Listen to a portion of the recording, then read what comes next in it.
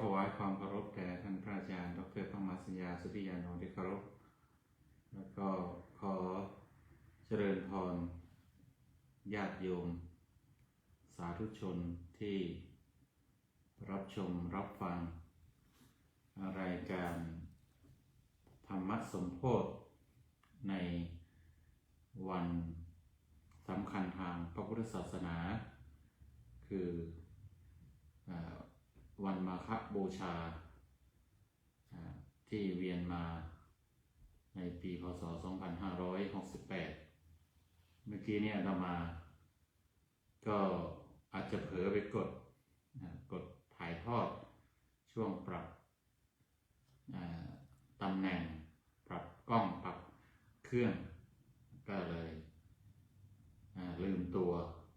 เพราะว่ายังไม่กดครับพอดูอีกทีมีการกดถ่ายทอดไปแล้วก็ อาจจะเห็นตะกุกตะกักบ้างการแสดงธรรมเป็นธรรมสมโภชเนื่องในวันเข้าพรรษาเนื่องในวันสำคัญทางศาสนาก็กระทำกันมาเป็นปกติของวัดพุทธปัญญาในวาระต่างๆและอย่างที่ทุกท่านก็รู้อีกส่วนหนึ่งว่าถ้าเป็นช่วงเข้าพรรษาในทุกวันพระไม่ว่าจะเป็นพระ8 ค่ำพระเล็กหรือพระ14-15 ค่ำนี่เป็นพระใหญ่วันพระใหญ่ก็ จะมีการแสดงธรรมเป็นธรรมสมโภชด้วยแต่ว่า ใน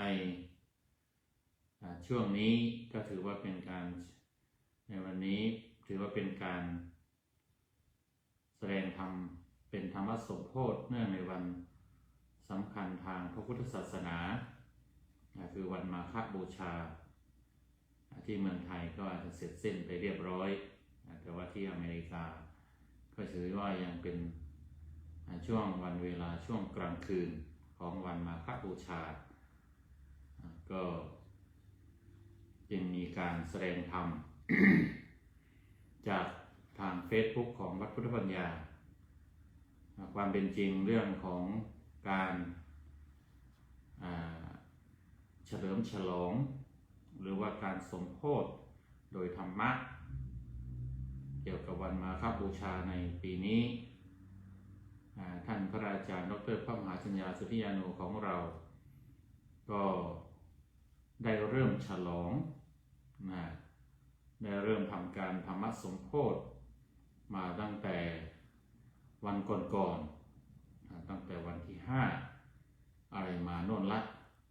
คล้ายๆกับว่าเป็นการกล่าวถึงเป็นการจัดงานแสดงธรรมเป็นสัปดาห์มาฆบูชาเป็นอย่างนั้นท่านที่ฟังรายการธรรมะจาก Facebook วัดพุทธปัญญาก็จะได้รับทราบดีก็จะได้รู้ว่าท่านพระอาจารย์ดร.พระมหาสัญญาของเรานั้นได้พูดถึงวันมาฆบูชามาหลายวันก่อนที่จะถึงวันจริงเป็นสัปดาห์ก็คงจะถือตามวัฒนธรรมธรรมเนียม ที่ชาวพุทธเราที่เมืองไทยเราครั้นจะให้ความสำคัญเกี่ยวกับวันสำคัญทางศาสนาก็จะจัดงานเป็นสัปดาห์วันนั้นวันนี้แต่ว่าที่เมืองไทยเราก็มักจะทำกันดูเหมือนถ้าเข้าใจไม่ผิดเฉพาะวันวิสาขบูชาจัดงานถวายเป็นพุทธบูชาประมาณสักสัปดาห์7 วันจึงเรียกว่าสัปดาห์วันวิสาขบูชาสมัยที่ เป็นพระนิสิตที่อยู่เมืองไทยที่อยู่กรุงเทพก็เคยไปร่วมงานไปชมงานสัปดาห์ วันสำคัญทางศาสนาคือวันวิสาขบูชาวันอื่นก็คิดว่าไม่ได้จัดนะถือเอาเสียว่าวันวิสาขบูชา เป็นวันสำคัญที่สุดก็เลยจัดเสียในรอบ1 ปีแต่นี้ท่านอาจารย์ของเราก็เห็นว่าวันสำคัญทางพุทธศาสนา3 วันหลักๆวันวิสาขบูชาวันมาฆบูชาวันอาสาฬหบูชานั้น ก็ถือว่ามีความสำคัญเกี่ยวข้องกับพระพุทธเจ้าเกี่ยวข้องกับพระพุทธศาสนาก็เลยเอามาเป็นการสมโภชในแต่ละปีบางคราวที่ท่าน มีเวลาท่านอยู่ที่นี่ท่านก็จะเฉลิมฉลองแต่เนิ่นๆแล้วก็บางทีอาจจะฉลองต้อนรับ1 สัปดาห์ถ้ายังมีประเด็นเรื่องราวยังเหลือยังมีอีกท่านก็จะฉลองเป็นธรรมสมโภชหลังวันจริงวันสำคัญนั้นๆอีกเป็นหลายวันหรือเป็นสัปดาห์อันนี้ก็ เคยเห็นการสมโภชโดยธรรมะแบบนี้การแสดงธรรมสมโภชเป็นธรรมะสมโภชเนี่ยก็เห็นหลวงพ่อพุทธทาสแห่งวัดสวนโมกขพารารามเนี่ยท่าน จะมีการเฉลิมฉลองจะมีการสมโภชเรื่องเป็นการให้ความสำคัญเกี่ยวกับวันนั้นๆวันที่เกี่ยวข้องกับทางศาสนาเนี่ยท่านจะสมโภชทั้งก่อนทั้งหลังหรือว่าก็คือกล่าวถึงเฉลิมฉลองถึงวันสำคัญนั้นๆเนี่ยอย่างเต็มที่อย่างครบถ้วนอย่างบริบูรณ์อย่างละเอียดเนี่ยท่านที่เคยอ่านงานธรรมโคตรเนี่ยธรรมโคตรของหลวงพ่อพุทธทาสก็จะเห็นว่าบางเล่มเนี่ยก็แทบจะเรียกได้ว่าเป็นการถอดเทปมาจากการแสดงธรรมเป็นธรรมสมโภชของท่านเนี่ยเป็นเล่มๆเลยท่านจะมีการกำหนดเรื่องว่าใน เรื่องราวเกี่ยวกับวันสำคัญทางศาสนาวันนั้นๆมีประเด็นใดบ้างที่เราชาวพุทธควรจะรับรู้หรือว่าเป็นประเด็นใดบ้างที่ควรจะทำความเข้าใจดังนั้นเนี่ยท่านก็จึงได้แสดงธรรมได้อย่างลุ่มลึกได้อย่างละเอียดลุ่มลึกแล้วก็มีจำนวนมากพอที่จะถ่ายออกมาเป็นหนังสือถอดออกมาเป็นหนังสือพิมพ์เป็นหนังสือได้ทีนี้ในวันนี้ ก็อาตมาได้รับช่วงจากท่านพระอาจารย์ซึ่งในตอนนี้ผู้แสดงธรรมที่วัดพุทธปัญญาเราก็มี2 รูปท่านพระอาจารย์ของเราแล้วก็ตัวอาตมาในปีนี้ท่านพระอาจารย์ก็ได้เริ่มตั้งแต่หัวค่ำทีเดียวนะฮะ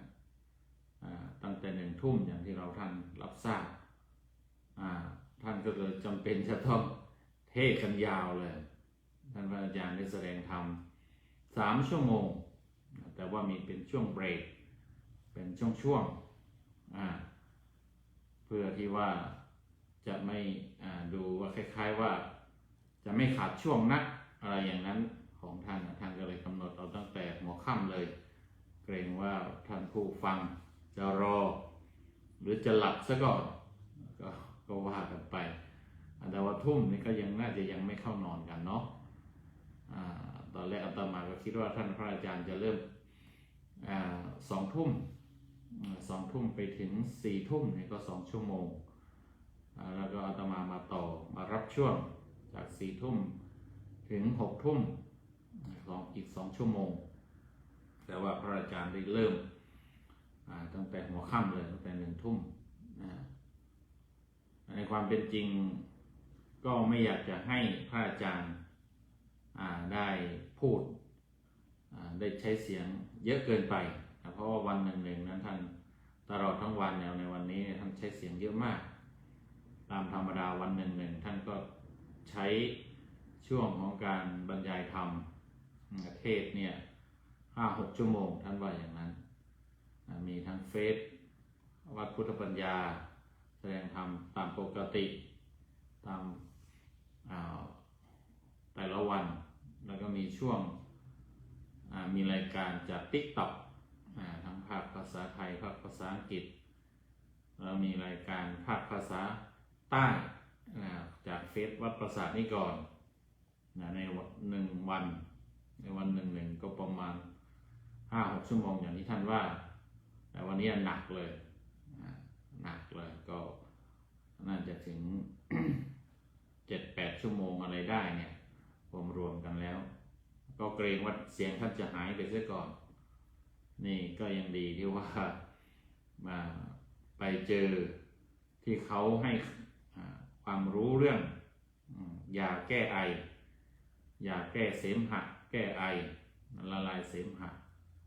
ก็เป็นยาพื้นบ้านยาพื้นคือใบชะพูกับกระเทียมและหอมแดงเราจะประยุกต์ก็ได้เพิ่มขิงเพิ่มมะนาวเพิ่มเกลือหรือใส่พริกอะไรลงไปก็ได้นะแต่ว่าสูตรเดิมเขานะมีแค่ใบชะพูกระเทียมแล้วก็หอมแดงบางสูตรบางตำราก็เพิ่มเกลือไปด้วยแต่ว่าที่ท่านพระอาจารย์แนะขึ้นมาก็คือก็ไหนมันเป็นศูนย์รวมความเผ็ดก็เอาขิงไปด้วยเอามะนาวมาตัดหน่อยเอาพริกใส่ไปด้วยใส่เกลือพอตัดพอให้มันมีความกลมกลืนกลมกล่อมก็ทำให้เสียงท่านกลับมาก็หวังว่ายานี้จะรักษาเสียงท่านได้ขอให้หายขาดหรือว่าให้ยืนยาวมากที่สุดให้ยืนยาวนานที่สุดเท่าที่จะเป็นไปได้เพราะว่าท่านมีความสุขกับการแสดงธรรมกับการทำหน้าที่แสดงธรรมนี้เหลือเกินอย่างที่เรารู้อย่างในวันนี้ก็คือถ้าผ่านมาทางเฟซวัดพุทธปัญญาหรือว่าได้เข้าเฟซนี่ต้องเจอท่านพระอาจารย์กำลังไลฟ์สดแน่นอนยิ่งวันนี้ ตลอดทั้งวันแล้วก็ภาคกลางคืนจนถึง6 ทุ่มอาตมาก็พูดไตเติ้ลอะไรไปก่อนเพราะว่ามีเวลา2 ชั่วโมงของอาตมานี่จะถ่ายทอด2 ชั่วโมงรวดพระอาจารย์นี่จะตัดเป็นช่วงละชั่วโมงของอาตมานี่ก็คือยาวยิ่งยาวท่านใดฟังไปได้เวลาที่จะหลับจะนอนก็หลับได้ไปหลับไปนอนได้ยังไม่ง่วงยังไม่หลับก็มีเวลาก็มาฟังกันก่อนทีนี้เรื่องของ วันมาฆบูชาเรื่องที่จะพูดมันก็ไม่มีเรื่องอื่นที่จะพูดนอกจากพูดเรื่องวันมาฆบูชาก็เพราะว่าวันนี้มันเป็นวันเกี่ยวกับวันมาฆบูชาดังนั้นเนื้อหาเรื่องราวต่างๆก็อาจจะซ้ำๆกันโดยเฉพาะยิ่งก็คือท่านอย่างปีนี้ท่านพระอาจารย์ได้สมโภชได้กล่าวได้เกริ่นมาร่วงหน้าแล้วเป็นสัปดาห์และญาติโยมหรือท่านทั้งหลายอาจจะได้ฟังจากการไปร่วมงานที่วัดที่สถานที่ใดๆที่หนึ่งหรือว่าจากแหล่งสื่อโซเชียลออนไลน์ทางโน้นทางนี้ ก็เผยแพร่กันในช่วงนี้ก็อาจจะเป็นเนื้อหาเดิมๆซ้ำๆก็คงหลีกเลี่ยงไม่ได้แต่อย่างไรก็ตามก็จะพยายามขยายในประเด็นในบางประเด็นที่มันอาจจะมีความโยงใยกันแต่ว่าที่นั่นที่นี่อาจจะไม่พูดถึงแต่ช่วงอาตมาชอบขุดชอบคุยเหมือนกันชอบลงรายละเอียดในบางทีในบางเรื่อง ดังนั้น แม้จะเป็นเรื่องซ้ำเป็นเนื้อหาซ้ำแต่ว่ารายละเอียดปลีกย่อยมันอาจจะมีอะไรเสริมขึ้นมาเพิ่มเติมขึ้นมาซึ่งในรายละเอียดเนื้อหาพอดีเท้าพี่โดนขากล้องก็เลยสะเทือนหน่อยก็อาจจะเป็นเรื่องที่เคยได้พูดก็ต้องบอกว่าเป็นเรื่องที่เคยพูดมาแล้วนะในแต่ละปีแต่ว่าก็อย่างว่าเนี่ยเนื้อหาเรื่องราวของที่เป็นข้อมูลที่เรารับรู้แล้วก็ทรงจำไว้บันทึกไว้ด้วยระบบสัญญาหรือความจำเนี่ยมันก็ดีอย่างคือมันเป็นอนิจจังสัญญาอนิจจาสัญญาอนิจจังคือสัญญามันเปลี่ยนแปลงมันลืมเลือนไปได้แม้เคยฟังบางทีก็ลืมไปลืมเลือนไปบางทีลืมไปมากจนเหมือนกับว่าไม่เคยได้ฟังหรือบางทีเลือนไป เคยฟังมาแล้วแต่ว่าคับคล้ายคับคาก็มีข้อดีตรงนี้ความเขาเรียกว่าสัญญาอนิจจาเนี่ยความไม่แน่นอนความลืมก็ว่าได้ความหลงลืมความลืมเลือนไปมันก็ดีอย่างทำให้แม้ว่าเราฟังสิ่งนั้นมันไม่มีลักษณะเป็นซ้ำซากเพราะว่าเราจำไม่ได้คล้ายๆกับมันยังเป็นเรื่องใหม่หรือว่ามันถือว่าเป็นการทบทวนบางทีทบทวนก็ต้องทำอย่างนี้ทบทวนกันบ่อยๆฟังกันบ่อยๆฟังกันอยู่เรื่อยเพราะว่าเรื่องราวเหล่านี้ก็เป็นเรื่องราวเกี่ยวกับชาวพุทธเราเกี่ยวกับพระพุทธศาสนาเราที่เราชาวพุทธควรจะได้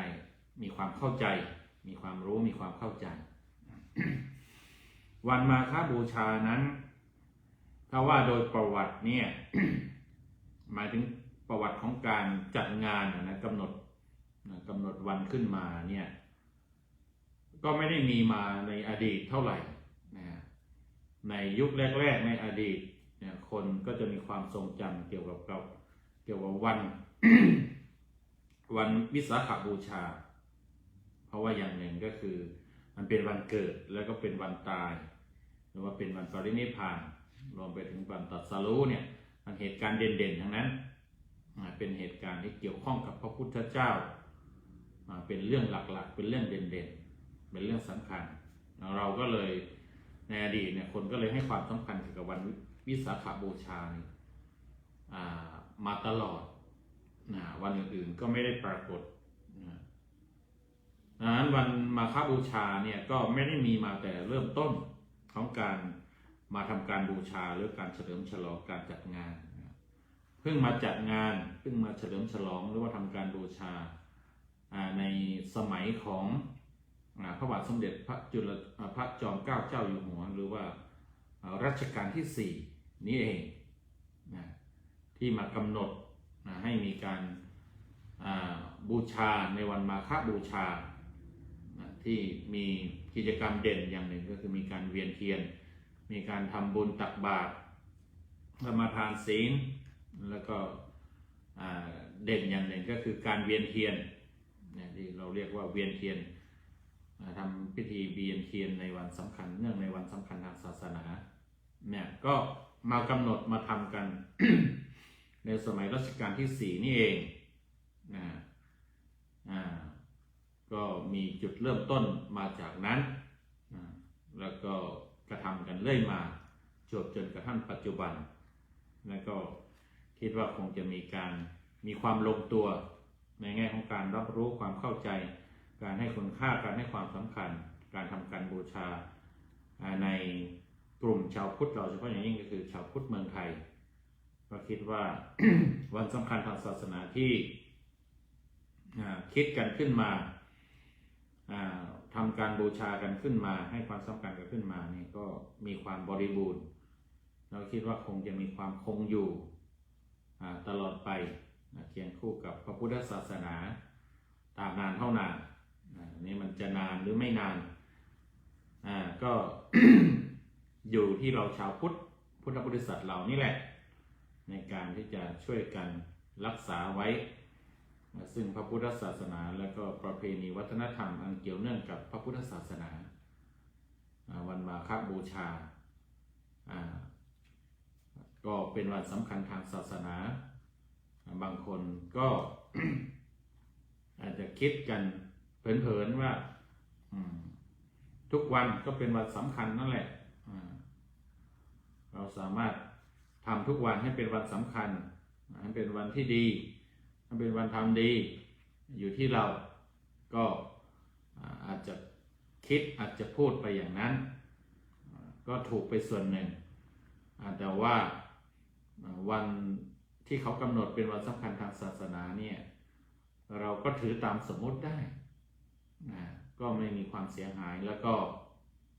มันก็จะมีความโดดเด่นมีเขาเรียกว่ามีกิจกรรมมีเรื่องราวอะไรพิเศษขึ้นมาถ้าเราให้ความสำคัญแบบนี้เหมือนที่เราชาวพุทธเราให้ความสำคัญกันก็จึงเกิดภาพของการเฉลิมฉลองของการบูชาตามสื่อตามที่เราได้ร่วมได้เห็นในแต่ละที่แต่ละวัดในแต่ละส่วนเนี่ยก็ทำให้มันมีเขาเรียกว่ากิจกรรมในเชิงวัฒนธรรมประเพณีการเวียนเทียนเนื่องในวันสำคัญทางศาสนาอย่างวัดพุทธปัญญาของเราปีนี้ ก็มาเจอในช่วงที่ฝนตกการเวียนเทียนเราก็มีการประยุกต์ว่าทำอย่างไรมันจะมีความลงตัวปกติเราก็เวียนเทียนใต้โอ๊กเราตั้งพระพุทธปฏิมาหรือว่าพระพุทธรูปแล้วก็เวียนเทียนกันรอบพระพุทธปฏิมาใต้โอ๊ก แต่ว่าเนื่องจากฝนตกเราก็เลยมีการปรับตอนแรกนึกว่าจะเวียนเทียนภายในศาลาภายในอุโบสถศาลาของเราก็ดูว่ามันจะคับแคบไปคนก็มาเยอะกันพอถือว่าเยอะกันพอสมควรก็เลยปรับเป็นเวียนเทียนใต้ศาลาโปร่งใจเป็นศาลาแนวยาวดังนั้น ก็เลยเอาโต๊ะมาเป็นตั้งเป็นศูนย์กลางแล้วก็ตั้งพระพุทธปฏิมาแล้วก็พากันเดินเวียนกันเพื่อจะหลบฝนก็พอประยุกต์พอแก้ไขไปตามสถานการณ์ได้ญาติโยมที่ตั้งใจมาก็ได้ร่วมกันทำการบูชาเวียนเทียนกัน ทำบุญตักบาตรบางท่านมีเวลาก็อยู่ทำสมาธิในช่วงบ่ายแล้วก็ทำวัดเย็นต่อเนื่องกันจนเป็นเสร็จกิจกรรมแต่ว่าในส่วนของกิจกรรมของทางวัดเราก็ยังไม่เสร็จก็คือการมีการสมโภชในภาคกลางคืนเหมือนที่เคยทำมาทุกๆปีคือทำมาตลอดนั้น ก็อยู่ที่การให้ความสำคัญถ้าเราไม่ให้ความสำคัญวันนั้นวันหนึ่งวันแบบนี้มันก็จะผ่านเลยไปโดยที่ไม่มีอะไรพิเศษก็อยู่ที่การให้ค่าการให้ความสำคัญวันมาฆบูชาก็เป็นวันบูชาในวันเพ็ญเดือน3ในวันขึ้น15ค่ำเดือน3 ก็มาฆแปลว่า3อาตมาก็จะได้พูดได้กระจายเนื้อหา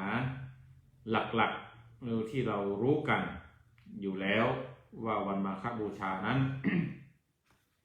เป็นวันที่มีเหตุการณ์พิเศษเกิดขึ้นหรือว่ามาประชุมพร้อมกันมาประกอบกันปรากฏขึ้นพร้อมกันปรากฏขึ้นอย่างน่าอัศจรรย์ก็คือมีการประชุมพร้อมประจวบพร้อมขององค์ประกอบ4อย่างนั่นก็คือ 1 มีพระภิกษุสงฆ์ มีพระ 1,250 รูปมาประชุมกันโดยมิได้นัดหมาย 2. พระภิกษุเหล่านั้นเป็นล้วนเป็นพระอรหันต์ทรงอภิญญา 6 3. พระภิกษุอรหันต์เหล่านั้น เป็นล้วนเป็นพระที่พระพุทธเจ้าท่านประทานอุปสมบทหรือประทานการบวชให้โดยพระองค์เองที่เรียกว่าใช้วิธีเอหิภิกขุอุปสัมปทาแล้วก็วันนั้นเนี่ย เป็นวันเพ็ญเดือน3หรือว่าเหตุการณ์ที่เกิดขึ้นในวันพระเนี่ยวันพระ15 ค่ำเดือน3อันนี้คือเหตุการณ์องค์ประกอบของเหตุการณ์4ประการหลักๆมีลักษณะ4ประการเด่นๆที่ประจวบเหมาะเกิดขึ้นในวันนั้น เราก็รู้กันว่ามีการเรียกชื่อตามองค์ประกอบ4ประการนี้เราก็เรียกชื่อเป็นศัพท์เทคนิคอลเทอมหรือเป็นศัพท์เฉพาะเขาเรียกว่าวันจาตุรงคสันนิบาตหรือว่าวันมาฆบูชาก็คือประกอบหรือว่ามีองค์ประกอบที่เรียกเป็นศัพท์ว่าเป็นวันจาตุรงคสันนิบาตคือวันที่ประชุมพร้อมของเหตุการณ์เด่นๆเหตุการณ์สำคัญ4ประการอาตมาก็จะมา ขยายในส่วนเหตุการณ์องค์ประกอบ4ประการนี่แหละในรายละเอียดเป็นหลักๆแล้วก็เรื่องราวอื่นๆที่เกี่ยวข้องก็ว่ากันไป ทีนี้ เรื่องของวันมาฆบูชาเนี่ยก่อนที่จะเข้าสู่ในรายละเอียดในการขยาย4เรื่อง4องค์ประกอบสำคัญนั้นก็จะกล่าวรายละเอียดแวดล้อมโดยที่เกี่ยวเนื่องอีกสักหน่อยการ ที่มีเหตุการณ์ที่เกิดขึ้นในวันมาฆบูชาที่เรารู้กันว่าเป็นการประชุมสาวกสงฆ์เป็นการประชุมพระสาวกเพื่อที่ว่าพระพุทธเจ้าจะได้ตรัสโอวาทปาติโมกข์เนี่ยที่เรารู้กันมาอย่างนั้นรู้กันมาอย่างนี้เนี่ยการประชุมสาวกสงฆ์เนี่ยมันเป็นธรรมดามันเป็นสิ่งที่พระพุทธเจ้าทุกพระองค์นั้นจะต้องกระทำก็คือมันเป็นเหตุการณ์ที่เกิดขึ้นกับพระพุทธเจ้าทุกพระองค์เหตุการณ์เหตุการณ์ที่มีองค์ประกอบ4ประการเนี่ยจะ มีการเกิดขึ้นหรือจะมีการกระทำโดยพระพุทธเจ้าทุกพระองค์หลักๆเลยแล้วก็คือว่าเป็นการประชุมสาวกสงฆ์เหตุการณ์เนี้ยก็เรียกว่าเป็นเหตุการณ์ประชุมสาวกสงฆ์ที่มีองค์ประกอบพิเศษ4ประการเนี่ยก็พระพุทธเจ้าทุกพระองค์นั้นกระทำทุกพระองค์บางทีบางพระองค์พระพุทธเจ้าบางองค์ท่านก็จะทำมากกว่าทำหลายครั้งทำ2 ครั้ง3 ครั้งหรือพระพุทธเจ้าบางองค์ก็ทำแค่ครั้งเดียวอย่างพระพุทธเจ้าของเรานี้การประชุมสาวกสงฆ์การประชุมจาตุรงคสันนิบาตนี้เนี่ย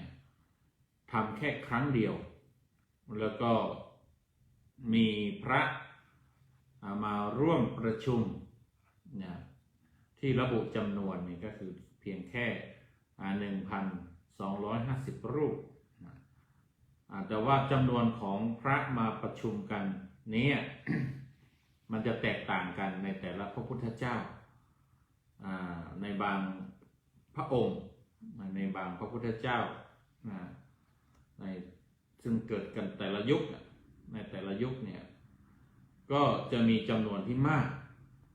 อย่างพระพุทธเจ้าวิปัสสีเนี่ยมีจำนวนเป็นแสนการประชุมสาวกสงฆ์เนี่ยแสดงว่าคนเยอะคนบวชเยอะพระเยอะ แล้วก็ พระเหล่านั้นเนี่ยในวันประชุมเนี่ยเขาคัดเอาแต่พระอรหันต์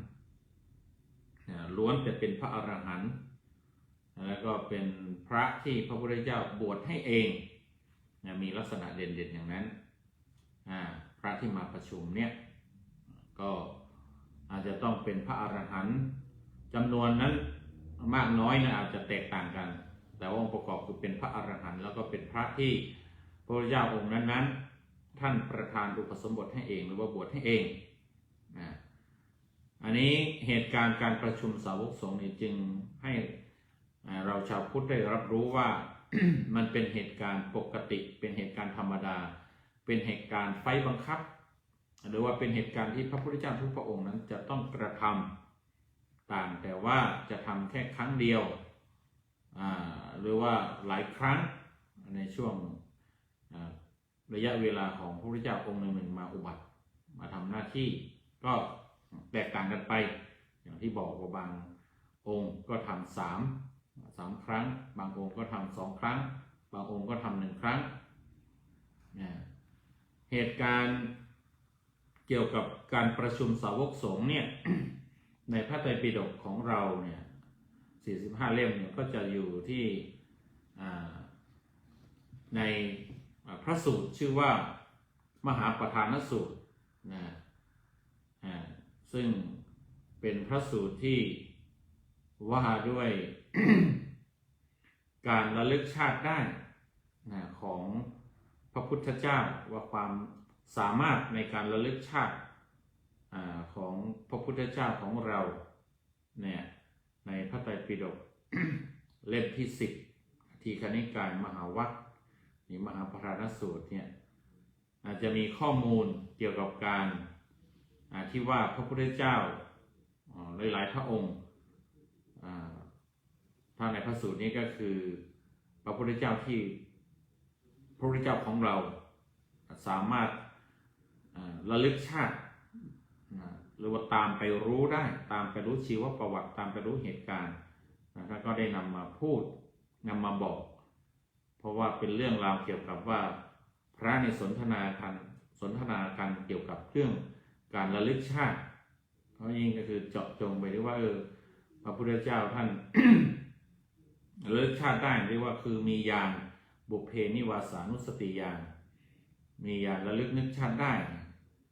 พระเจ้ามาร่วมวงก็ได้มาบอกว่าพระองค์นั้นมีความสามารถในการระลึกชาติได้ตั้งไกลระลึกชาติได้เยอะได้ไกลได้นานเนี่ยพระองค์ก็ยกตัวอย่างว่าพระองค์นั้นระลึกรู้ระลึกชาติการเกิดเกี่ยวกับพระพุทธเจ้าก่อนได้หลายพระองค์เช่นที่ท่านยกตัวอย่างในที่นี้ก็มีพระพุทธเจ้าวิปัสสีที่มีอายุ 80,000 ปีพระพุทธเจ้าสิกขีที่มีอายุลดหลั่นลงมา 70,000 ปีพระพุทธเจ้า เวสสภู 60,000 ปีพระพุทธเจ้ากักกุสันโธก็ลดลงมา 50,000 ปีแล้วก็พระพุทธเจ้า โกนาคามโนลดลงมา 30,000 ปี40,000 ปีแล้วก็พระพุทธเจ้ากัสสปะเนี่ยพระพุทธเจ้าก่อนหน้าของเราเนี่ยก่อนหน้าพระพุทธเจ้าโคตมะของเราเนี่ยก็มีอายุตั้ง 20,000 ปีเนี่ยแล้วก็มีการประชุมสาวกสงฆ์ที่แตกต่างกันไป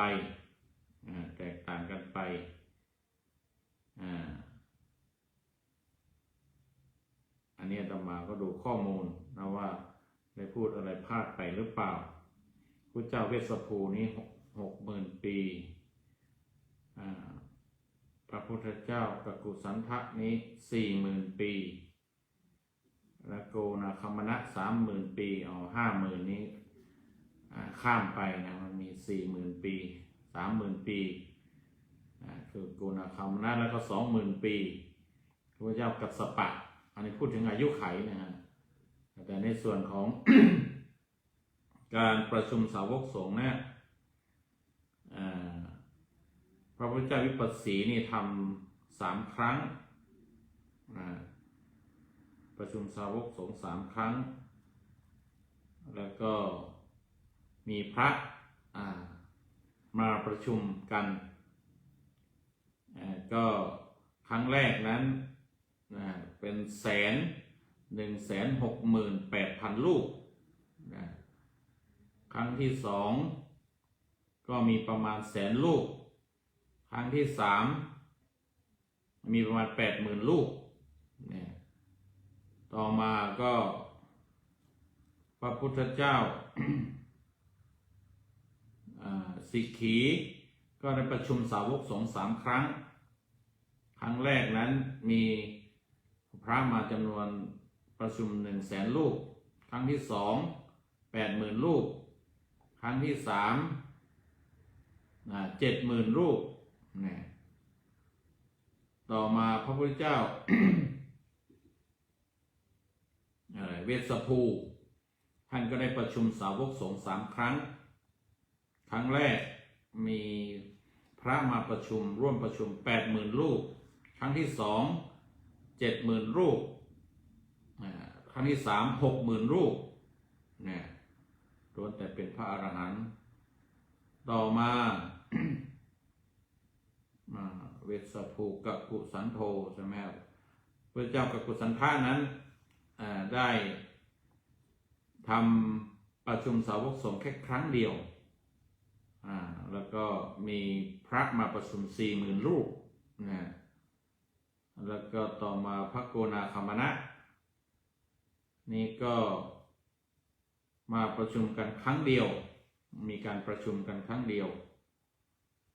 แล้วก็มีพระมาประชุมจำนวน 30,000 ลูกเวสสภูกักุสันโธโกนาคัมมโน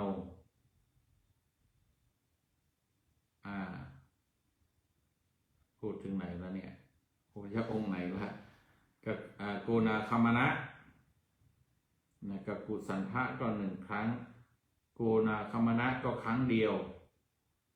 มีประชุมพระอรหันต์30,000 ลูกใช่ไหมฮะต่อมาพระพุทธเจ้ากัสสปะก็ครั้งเดียวมีพระสงฆ์มาประชุมกัน 20,000 รูปแล้วก็พระพุทธเจ้าของเราเนี่ยมาบันทึกไว้ว่ามีพระสาวกมาประชุมสาวกสงฆ์ 1,250 รูปนี่ในพระไตรปิฎกมหาปฐานสูตรแล้วก็อธิว่าแล้วก็มีเกิดขึ้นแค่ครั้งเดียวอันนี้ก็ให้รับรู้ว่ามันเป็น เหตุการณ์ปกติที่พระพุทธเจ้าทุกพระองค์จะมีการประชุมสาวกสงฆ์ต่างกันแต่ว่าจะมีจำนวนมากจำนวนน้อยในส่วนของพระมาประชุมหรือจำนวนครั้ง3 บ้าง2 บ้าง1 บ้างแต่ว่ามีลักษณะเด่นก็คือท่านเหล่านั้นเป็นภักขิณาสพทั้งหมดในพระสูตรเนี่ยระบุแต่ว่าเป็นภักขิณาสพอาตมาได้พูดไปว่าเป็นพระที่ท่านบวชให้เองในพระสูตรนี้ไม่ได้ระบุแต่ว่าก็สันนิษฐานเอาจาก ในเหตุการณ์เลยว่าพระในสมัยพระอรหันต์ในสมัยพระพุทธเจ้าของเราที่มาประชุมกันนั้นก็ล้วนแต่เป็นพระภิกษุที่พระพุทธเจ้าท่านบวชให้เองก็คงจะมีลักษณะเหมือนกันพระพุทธเจ้าองค์ก่อนอันนี้ก็ให้รับรู้ไว้ทีนี้การ ทำประชุมสาวกสงฆ์ซึ่งเป็นเหตุการณ์เป็นที่มาของวันมาฆบูชาเนี่ยพระพุทธเจ้าเองก็ได้ทำในปีแรกเลยประชุมในปีแรกเข้าใจว่าพระพุทธเจ้าทุกพระองค์ก็คงจะประชุมกันอย่างน้อยคือครั้งแรกเนี่ยก็ต้องทำในปีเริ่มต้นนั้นในปีแรกเริ่มของประกาศศาสนาในการประกาศศาสนาอย่างพระเจ้าของเราเนี่ยก็ทำในปีแรกก็คือหลังจากพ พระองค์นั้นตรัสรู้แล้ว9 เดือน9 เดือนแล้วจากเกิดวันมาวิสาขบูชาแล้วก็หมุนไปจนครบรอบปีนะมาวันเพ็ญเดือน3ก็มาครบเวลานับเวลากันแล้วก็เป็น9 เดือนแต่ว่าทำในปีแรกที่พระพุทธองค์ต้องทำในปีแรกนั้นก็เพราะว่าการประชุมสาวกสงฆ์เนี่ยประชุมเพื่อที่จะแสดงหลักการแสดงโอวาทปาติโมกข์แสดงหลักคำสอนอันเป็นหัวใจหรือว่าเป็นแนวทางหลักสำคัญของพระพุทธศาสนาของพระพุทธเจ้าของพระพุทธศาสนาว่าจะต้องสอนอย่างนี้คำสอนของพระพุทธศาสนาคำสอนพระพุทธเจ้านะสรุปรวมแล้วต้องสอนอย่างนี้ดังนั้นพระองค์ก็จะทำในปีแรกเลยเพื่อที่ว่าพระสาวกนั้นจะได้ทรงจำจะได้รับรู้แล้วก็จะได้เป็นแนวทางในการไปสั่งสอนในการเผยแพร่ในการประกาศศาสนาว่าศาสนาของเราศาสนาพุทธเรานั้นสอนแบบนี้มีหลักการแบบนี้อันนี้ก็ได้ทำกันในปีแรกในช่วงของเหตุการณ์ของการทำแล้วก็ทำที่วัดเวรุวันถ้าสมัยพระพุทธเจ้าของเรานะครับทำที่วัดเวรุวันเมืองราชคฤห์แคว้นมคธในสมัยนั้นก็พระเจ้าพิมพิสารกำลังเป็นพระราชาผู้มีอำนาจแล้วก็เป็นพระราชาที่เป็นชาวพุทธท่านเป็นพระโสดาบันได้ฟังธรรมแล้วก็ได้บรรลุธรรมเป็นพระโสดาบันเป็นพระอริยบุคคลขั้นโสดาบันแล้วก็ถวายวัดเวรุวันวัดป่าไผ่ถวายป่าไผ่ซึ่งเป็นพระราชอุทยานให้เป็นวัดแห่งแรกก็พระพุทธองค์ของเราพระเจ้าของเรานั้น ตามประวัติว่า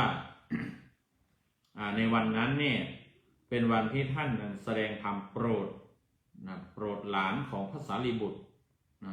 โปรดหลานของพระสารีบุตรพระสารีบุตรนั้นได้มาเป็นพระอัครสาวกได้มาบวชแล้วเป็นพระอัครสาวกแล้วก็ถวายงานพัดอยู่แล้วก็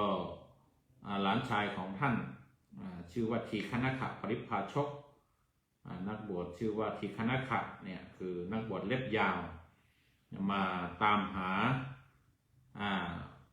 เขาเรียกว่าหลวงลุงหลวงน้าหลวงลุงว่าเห็นว่ามาบวชกับพระพุทธเจ้าเนี่ยอยากมาพบมาเจอแล้วก็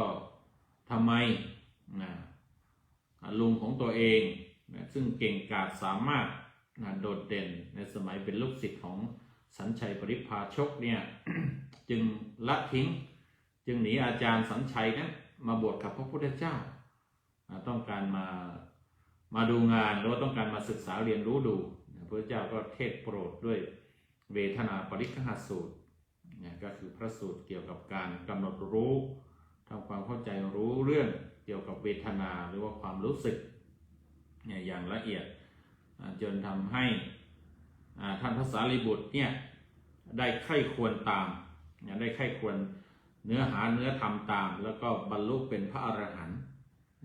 บรรลุพระอรหันต์ในวันนั้นหลังจากฟังเวทนาปริฆหสูตรแล้วก็เมื่อพระพุทธเจ้าพระองค์ท่านแสดงเวทนาปริฆหสูตรจบท่านก็เขาบอกว่าเหาะลงมาจากเนี่ยมูลคันธกุฎีหรือว่าจุดที่ถ้ำสุกรขาตาซึ่งอยู่บนเขาเนี่ยเขาคิดชกูฏเนี่ย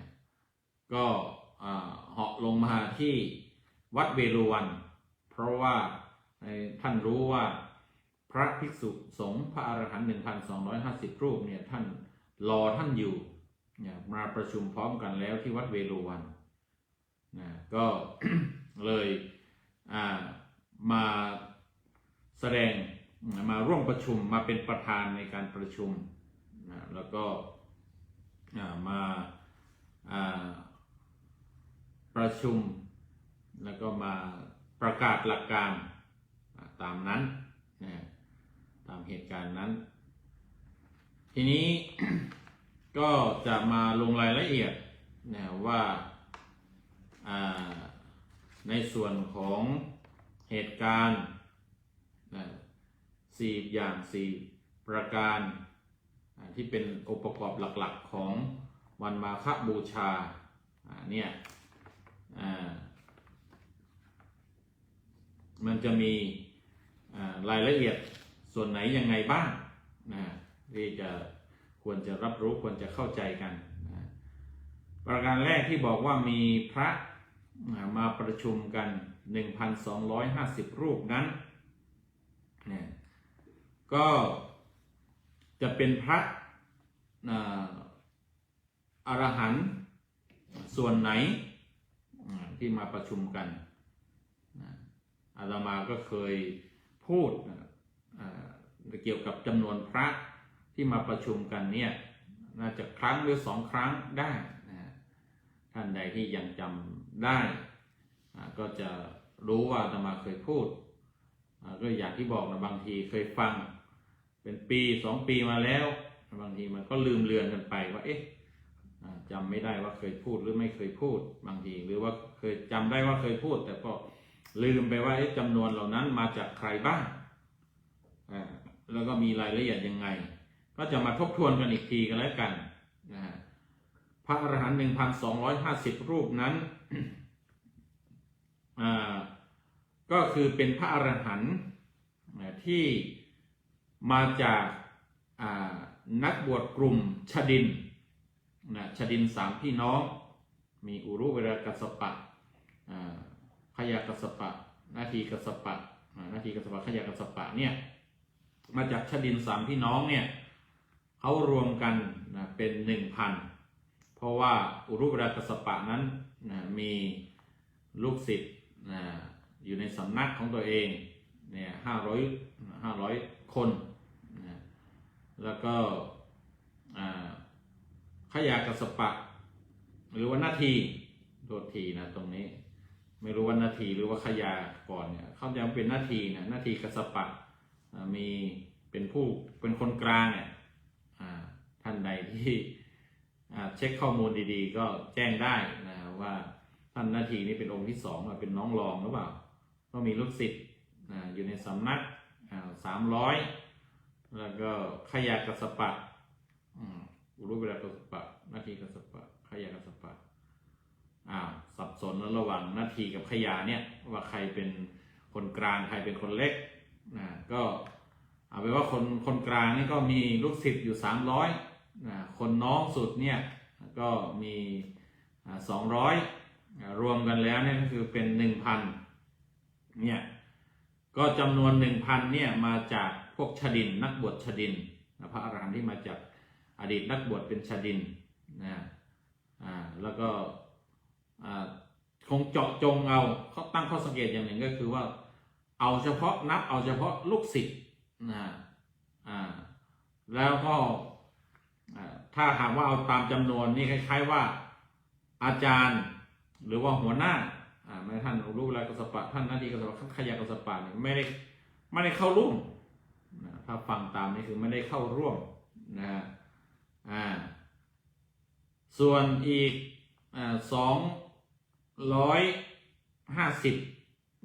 ส่วนอีก250นั้น ก็มาจากลูกศิษย์ของพระสารีบุตรและพระโมคคัลลานะพระสารีบุตรและพระโมคคัลลานะซึ่งเป็นอัครสาวกเบื้องซ้ายเบื้องขวาเบื้องซ้ายพระสารีบุตรเบื้องขวาเลิศทางปัญญาพระโมคคัลลานะเบื้องซ้ายเลิศทางอิทธิฤทธิ์เนี่ยก็มีลูกศิษย์มาบวชติดตามมาบวชกับพระพุทธเจ้าร่วมด้วยเนี่ยรวมกันเนี่ยเป็น250มี250 คนดังนั้น 250ในส่วนนี้ก็เป็นกลุ่มของพระอรหันต์ที่เป็นกลุ่มของลูกศิษย์ของพระสารีบุตรและพระโมคคัลลานะก็รวมกันก็เป็นจาก 1,000 ลูกศิษย์จากฝ่ายชดินแล้วก็250จากลูกศิษย์ของพระสารีบุตรโมคคัลลานะก็รวมกันเป็น 1,250 รูปจำนวนนี้เนี่ยพระพุทธเจ้าท่านก็อย่างที่บอกไปว่าท่านเป็นผู้ระบุเองพูดไว้เองในมหาปฐานสูตรในพระไตรปิฎกเนี่ยแต่ว่าจำนวนพระที่เป็นพระอรหันต์ แล้วก็รวมไปถึงพระอื่นๆด้วยก็จะมีมากกว่านั้นนะมีมากกว่านั้น แต่ก็แปลกใจว่าทำไมไม่รวมไม่นับเอาท่านเหล่านั้น ถ้าเอาเฉพาะระบุจำนวนเนี่ยตามที่พระเจ้าตรัสก็มีแค่นี้จริงๆที่เข้าร่วมประชุมแต่ว่าถ้าพูดตามเหตุการณ์ของ การมีผู้มาบวชในพุทธศาสนาเนี่ยมีคุณโยมพรทิพย์ให้ข้อมูลมาบอกว่าท่านนาทีกัสสปะนี่เป็นคนที่สองก็อนุโมทนาขอบคุณนะก็ไม่แน่ใจก็เลยว่าต้องเอาให้ชัวร์ๆเดี๋ยวข้อมูลผิดพลาดคลาดเคลื่อนก็ขอขอบคุณที่แจ้งมา ถ้าไล่ตามเหตุการณ์เนี่ยมันก็มีพระที่มาบวชเนี่ยมากกว่านั้นอาตมาไปคำนวณดูจากเหตุการณ์ที่พระเจ้าตรัสรู้แล้วก็มาโปรดปัญจวัคคีย์มาโปรดท่านยศะมาโปรดภัททวัคคีย์แล้วก็มาโปรดชดินสามพี่น้องแล้วก็มาโปรดกลุ่มพระโมคคัลลาสารีบุตรเนี่ย เหตุการณ์มาถึงนี้นับรวมกันแล้วเนี่ยจะได้พระจะมีพระจำนวน 1,345 ใช่ไหมเนี่ยเดี๋ยวนะกลุ่มท่าน กลุ่มท่านชดินนั้น1,300 เพราะว่าลูกน้องเนี่ยรวมกันเป็น 1,100 หัวหน้าอีก3ก็เป็น 1,300 กลุ่มของท่าน พระโมคคัลลาสารีบุตรเนี่ยก็250ในส่วนลูกศิษย์แล้วก็หัวหน้าก็คือพระสารีบุตรโมคคัลลานะก็เป็น252อาจจะมาบวกกันแล้ว1,300 บวก252เนี่ยเป็น 1,255ทีนี้ต่อมานี่ก็พระพุทธเจ้าท่านไปโปรดพระยศพระยศก็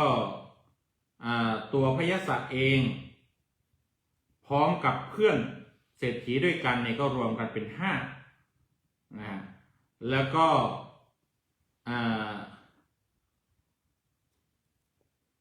รวมกับ เพื่อนชาวบ้านนอกแล้วเพื่อนชาวชนบทอีก50นี่ก็เป็น55เป็น55แล้ว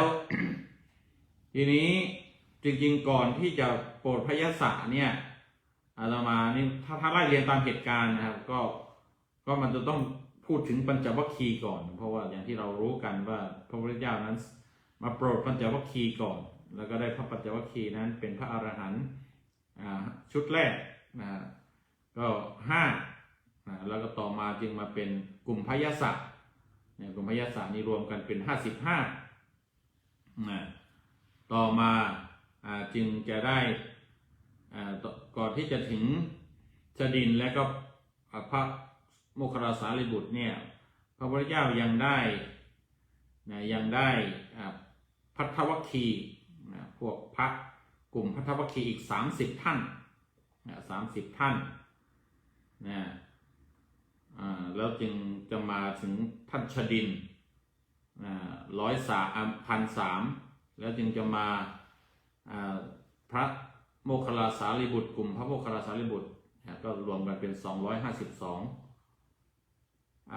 อาตมาก็เลย บวกตัวเลขทั้งหมดไล่เรียงกันมาเนี่ยถ้าตามลำดับมา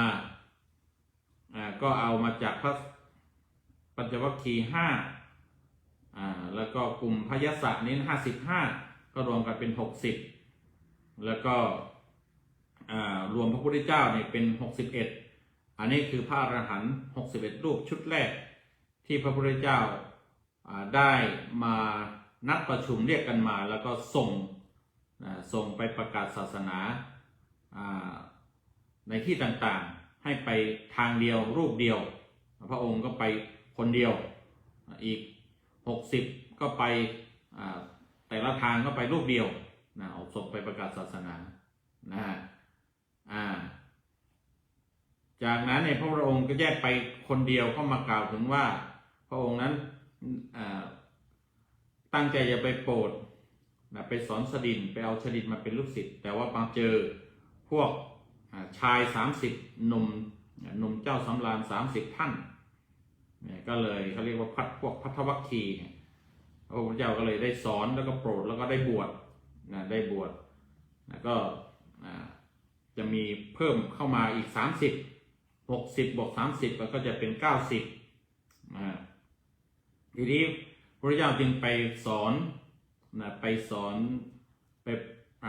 สอนชดินรวมกันเป็น1,300เนี่ย1,003 คน1,003 คนแล้วก็จากนั้นก็จึงไปสอนก็ไม่ได้ไปสอนทีเดียวแต่นี้เขามาหาเองก็คือกลุ่มพระโมคคัลลาสารีบุตรเนี่ยมารวมกันทั้งอาจารย์ทั้งหัวหน้าด้วยก็252แต่มารวมกันแล้ว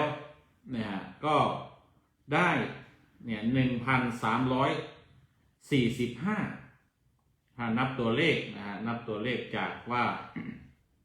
มีลำดับเหตุการณ์ของการผู้มาบวชแล้วก็ปรากฏชัดๆปรากฏเป็นตัวเลขให้เห็นเนี่ยก็ได้รวมกันเป็น1,345ในนี้ไม่รวมพระพุทธเจ้านะถ้ารวมพระพุทธเจ้าด้วยก็เป็น1,346เนี่ยมีพระอยู่แล้ว1,345เราตัดถ้าตามเหตุการณ์เราตัดพวกภัททวัคคีย์30ออกไปเนี่ยภัททวัคคีย์30นี้ไม่เป็นพระอรหันต์ทั้งหมดมีการบรรลุธรรมคละกันไปบางท่านเป็นพระอรหันต์บางท่านก็เป็นอริยบุคคล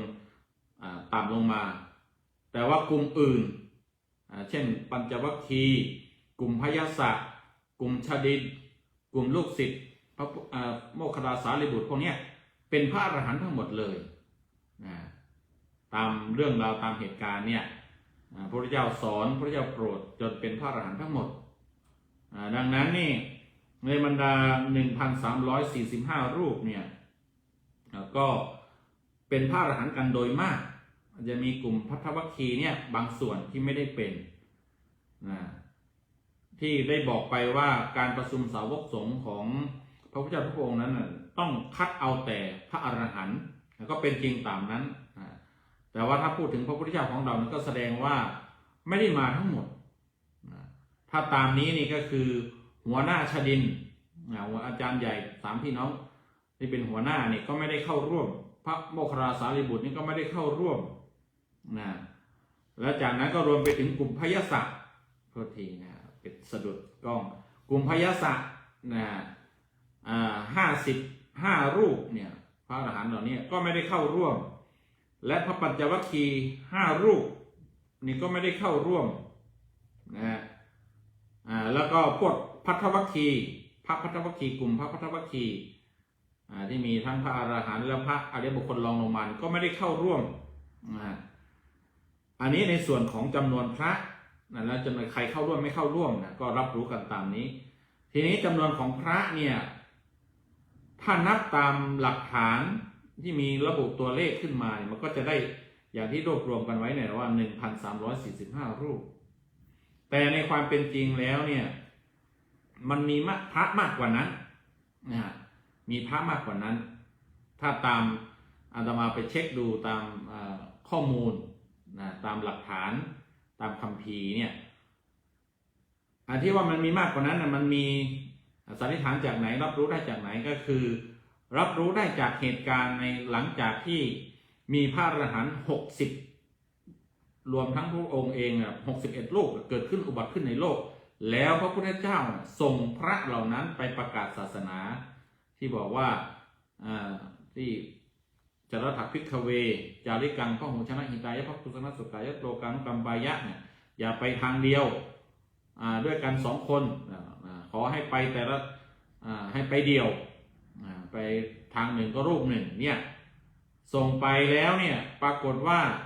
ตามเหตุการณ์เนี่ยพระอรหันต์60 รูปชุดแรกเนี่ยเป็นพระอรหันต์ที่พระเจ้าบวชให้เองแล้วก็ส่งไปประกาศศาสนาตามเหตุการณ์เขาบอกว่าตามคัมภีร์เนี่ยบอกว่าหลังจากพระท่านเหล่านั้นเนี่ยไปประกาศศาสนาเนี่ยก็ปรากฏว่ามีคนเริ่มใส่ศรัทธาอยากมาบวชในพระศาสนาแล้วท่านเหล่านั้นเนี่ยก็พาคือพระอรหันต์60 รูปเหล่านั้นเนี่ยท่านก็พาก็คือกลุ่มพระยศ55แล้วก็กลุ่มปัญจวัคคีย์5 รูปเนี่ยก็พาลูกศิษย์พากุลบุตรที่อยากจะบวชมาเข้าเฝ้าพระเจ้ามาให้พระเจ้ามาบวชกับพระพุทธเจ้าแล้วก็ไปเผยแพร่ต่อแล้วก็ใครอยากจะบวชก็พามาอีกกลับไปกลับมาอย่างเนี้ยพระเจ้าเห็นบอกว่าโอ้อย่างนี้มันลำบากก็คือลำบากผู้ลำบากผู้ที่จะพามาเนี่ยแล้วก็บางทีไปไกลต้องเดินทางกันยากลำบากบางทีเดินทางกันมาแล้วเนี่ยระหว่างเดินทางอาจจะหมดศรัทธาตอนฟังธรรมฟังเทศน์จากพระจากครูบาอาจารย์ใหม่ๆก็มีศรัทธาอยากบวชแต่มันเหน็ดเหนื่อยเดินทางเนี่ยอาจจะศรัทธาเสื่อมศรัทธาจะถอยก็ได้แต่ว่าเน้นเหตุผลหลักๆก็คือมันลำบากคนที่อยากบวชก็ไม่ได้บวชในเวลารวดเร็วดังใจก็เลยพระเจ้าก็เลยอนุญาตให้มีการบวชให้เองให้ท่านเหล่านั้นเนี่ยที่เป็นประกาศศาสนาเนี่ยพระอรหันต์60 รูปเนี่ยเป็นการประกาศศาสนาเนี่ยให้อนุญาตให้บวชได้โดยวิธีติสรณคมนูปสัมปทาหรือว่าไตรสรณคมก็คือให้เข้าถึงหรือว่าให้ยอมรับเอาให้ถือเอาพระพุทธพระธรรมพระสงฆ์เนี่ยเขาเรียกว่าติสรณะคือสรณะคือที่พึ่งที่ระลึกเนี่ย3 ประการพระพุทธพระธรรมพระสงฆ์ว่าขอถึงเอาพุทธังสรณังคัจฉามิธัมมังสรณังคัจฉามิสังฆังสรณังคัจฉามิเนี่ยทุติยมปิตติยมปินี่แหละขอถึงซึ่งพระพุทธพระธรรมพระสงฆ์ว่าเป็นสรณะเนี่ยถ้าใครประกาศอย่างนี้ก็ถือว่าเป็นการบวชถือว่าการบวชสำเร็จแล้วดังนั้นนี่ตามเหตุการณ์นี่ว่ากันว่าพระพุทธเจ้าเนี่ยประสบปัญหาเนี่ยเห็นปัญหาว่า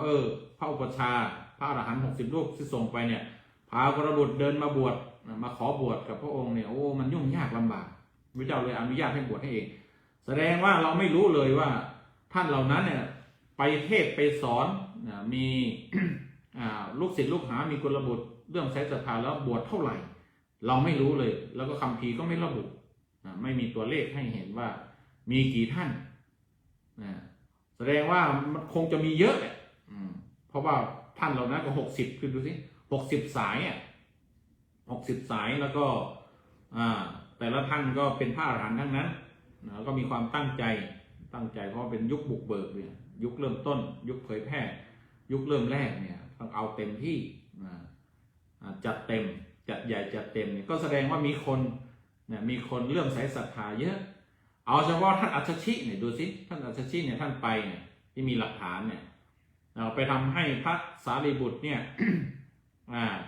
ได้เลื่อมใสเนี่ยแล้วก็พาลูกศิษย์พาเพื่อนพาลูกศิษย์มาเนี่ยก็คือ250เนี่ยดูสินี่ระบุแต่นี้แต่ท่านอื่นๆล่ะปัญจวัคคีย์เนี่ยท่านก็มีฝีไม้ลายมือทั้งนั้นกลุ่มพระอรหันต์ชุดแรกแล้วกลุ่มท่านพยศเองล่ะเนี่ยแสดงว่าพระในพุทธศาสนาในวันถ้านับถึงวันที่วันมาฆบูชาเนี่ยมีมากกว่าที่สามารถที่จะรวบรวมระบุตัวเลขว่าที่อาตมารวบรวมไปว่า 1,345 นี้มีมากกว่านั้นมีเยอะแต่ว่าเนื่องจากไม่มีปรากฏในหลักฐานในเชิงจำนวนนะก็เลยเอามาให้ผู้ชมผู้ฟังบอกผู้ชมผู้ฟังไม่ได้ว่าเท่าไหร่ยังไงแต่ว่าขอให้รู้ว่ามีมากมีพระมากกว่า 1,345 รูปแล้วก็พระอรหันต์ก็มีมากกว่า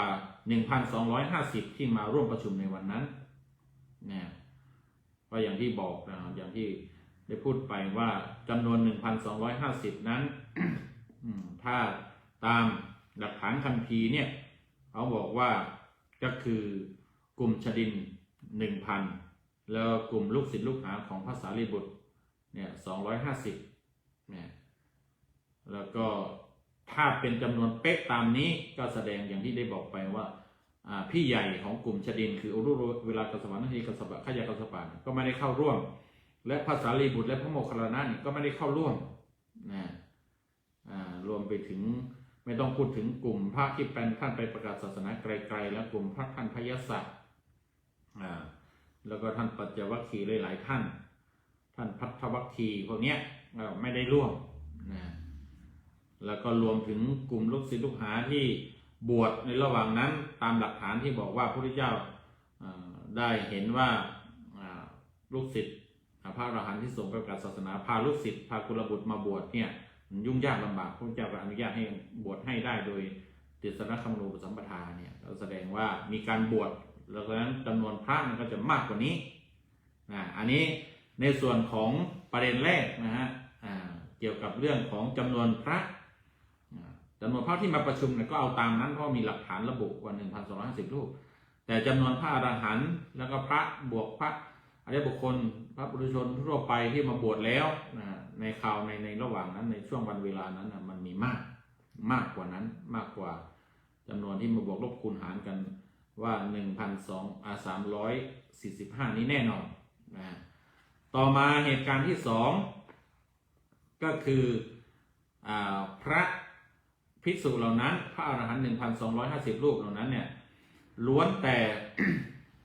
เป็นพระอรหันต์ที่ทรงอภิญญาเนี่ยได้อภิญญา6เนี่ยอันนี้ ก็เป็นส่วนเป็นประเด็นที่เราสามารถมองได้หรือว่าสามารถทำความเข้าใจในรายละเอียดได้ในส่วนของการระบุว่าพระภิกษุเหล่านั้นเนี่ยล้วนแต่เป็นพระอรหันต์ทั้งหมดแล้วก็ทรงอภิญญา6ในส่วนนี้เนี่ยหลวงพ่อพุทธทาสเนี่ยท่านจึงถือว่าวันมาฆบูชานั้นเป็นวันพระอรหันต์เวลาท่านเทศท่านบรรยายธรรมเนี่ยท่านก็จะระบุลงไปว่ามันเป็นวันที่มีความสำคัญก็คือเป็นวันพระอรหันต์เป็นวันที่ยิ่งใหญ่เป็นวันของการสุดยอดของการประชุมคือประชุมกันของผู้บริสุทธิ์ผู้หมดกิเลสคนที่เป็นสุดยอดคนเป็นยอดคนพระอรหันต์นี่ถือว่าเป็นยอดคนแล้วก็เป็นคนหรือว่าเป็นมนุษย์เป็นยอดมนุษย์เป็นยอดคนหรือเป็นคนหรือเป็นมนุษย์ในอุดมคติของพุทธศาสนาแล้วก็ควรจะถือว่าพระอรหันต์นี้คือเป็นบุคลิกภาพ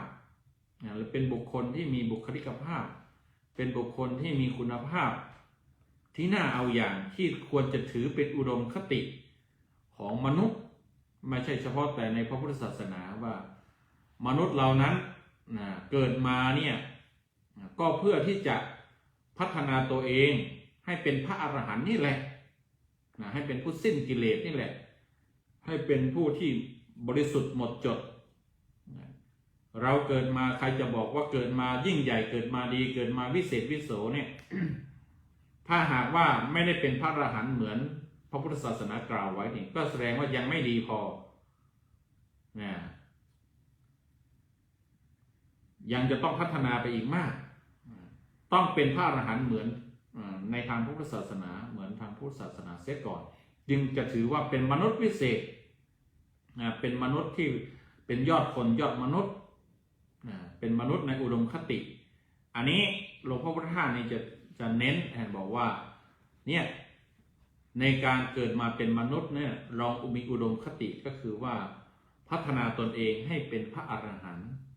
ภาษาอังกฤษเขาใช้คำว่าเป็น enlightened one enlightened person ก็คือเป็นบุคคลที่มีการเขาเรียกว่ามีการตรัสรู้มีการรู้แจ้งมีการรู้กระจ่างมีความรู้ที่สมบูรณ์แบบคือมีแสงสว่าง enlighten ก็คือว่า enlight ก็คือว่าทำให้มันมีแสงทำให้เกิดแสงแห่งปัญญาสว่างไสวชัดเจนไม่มีความมืด ไม่มีอะไรมามืดบอดมาอะไรมีความมืด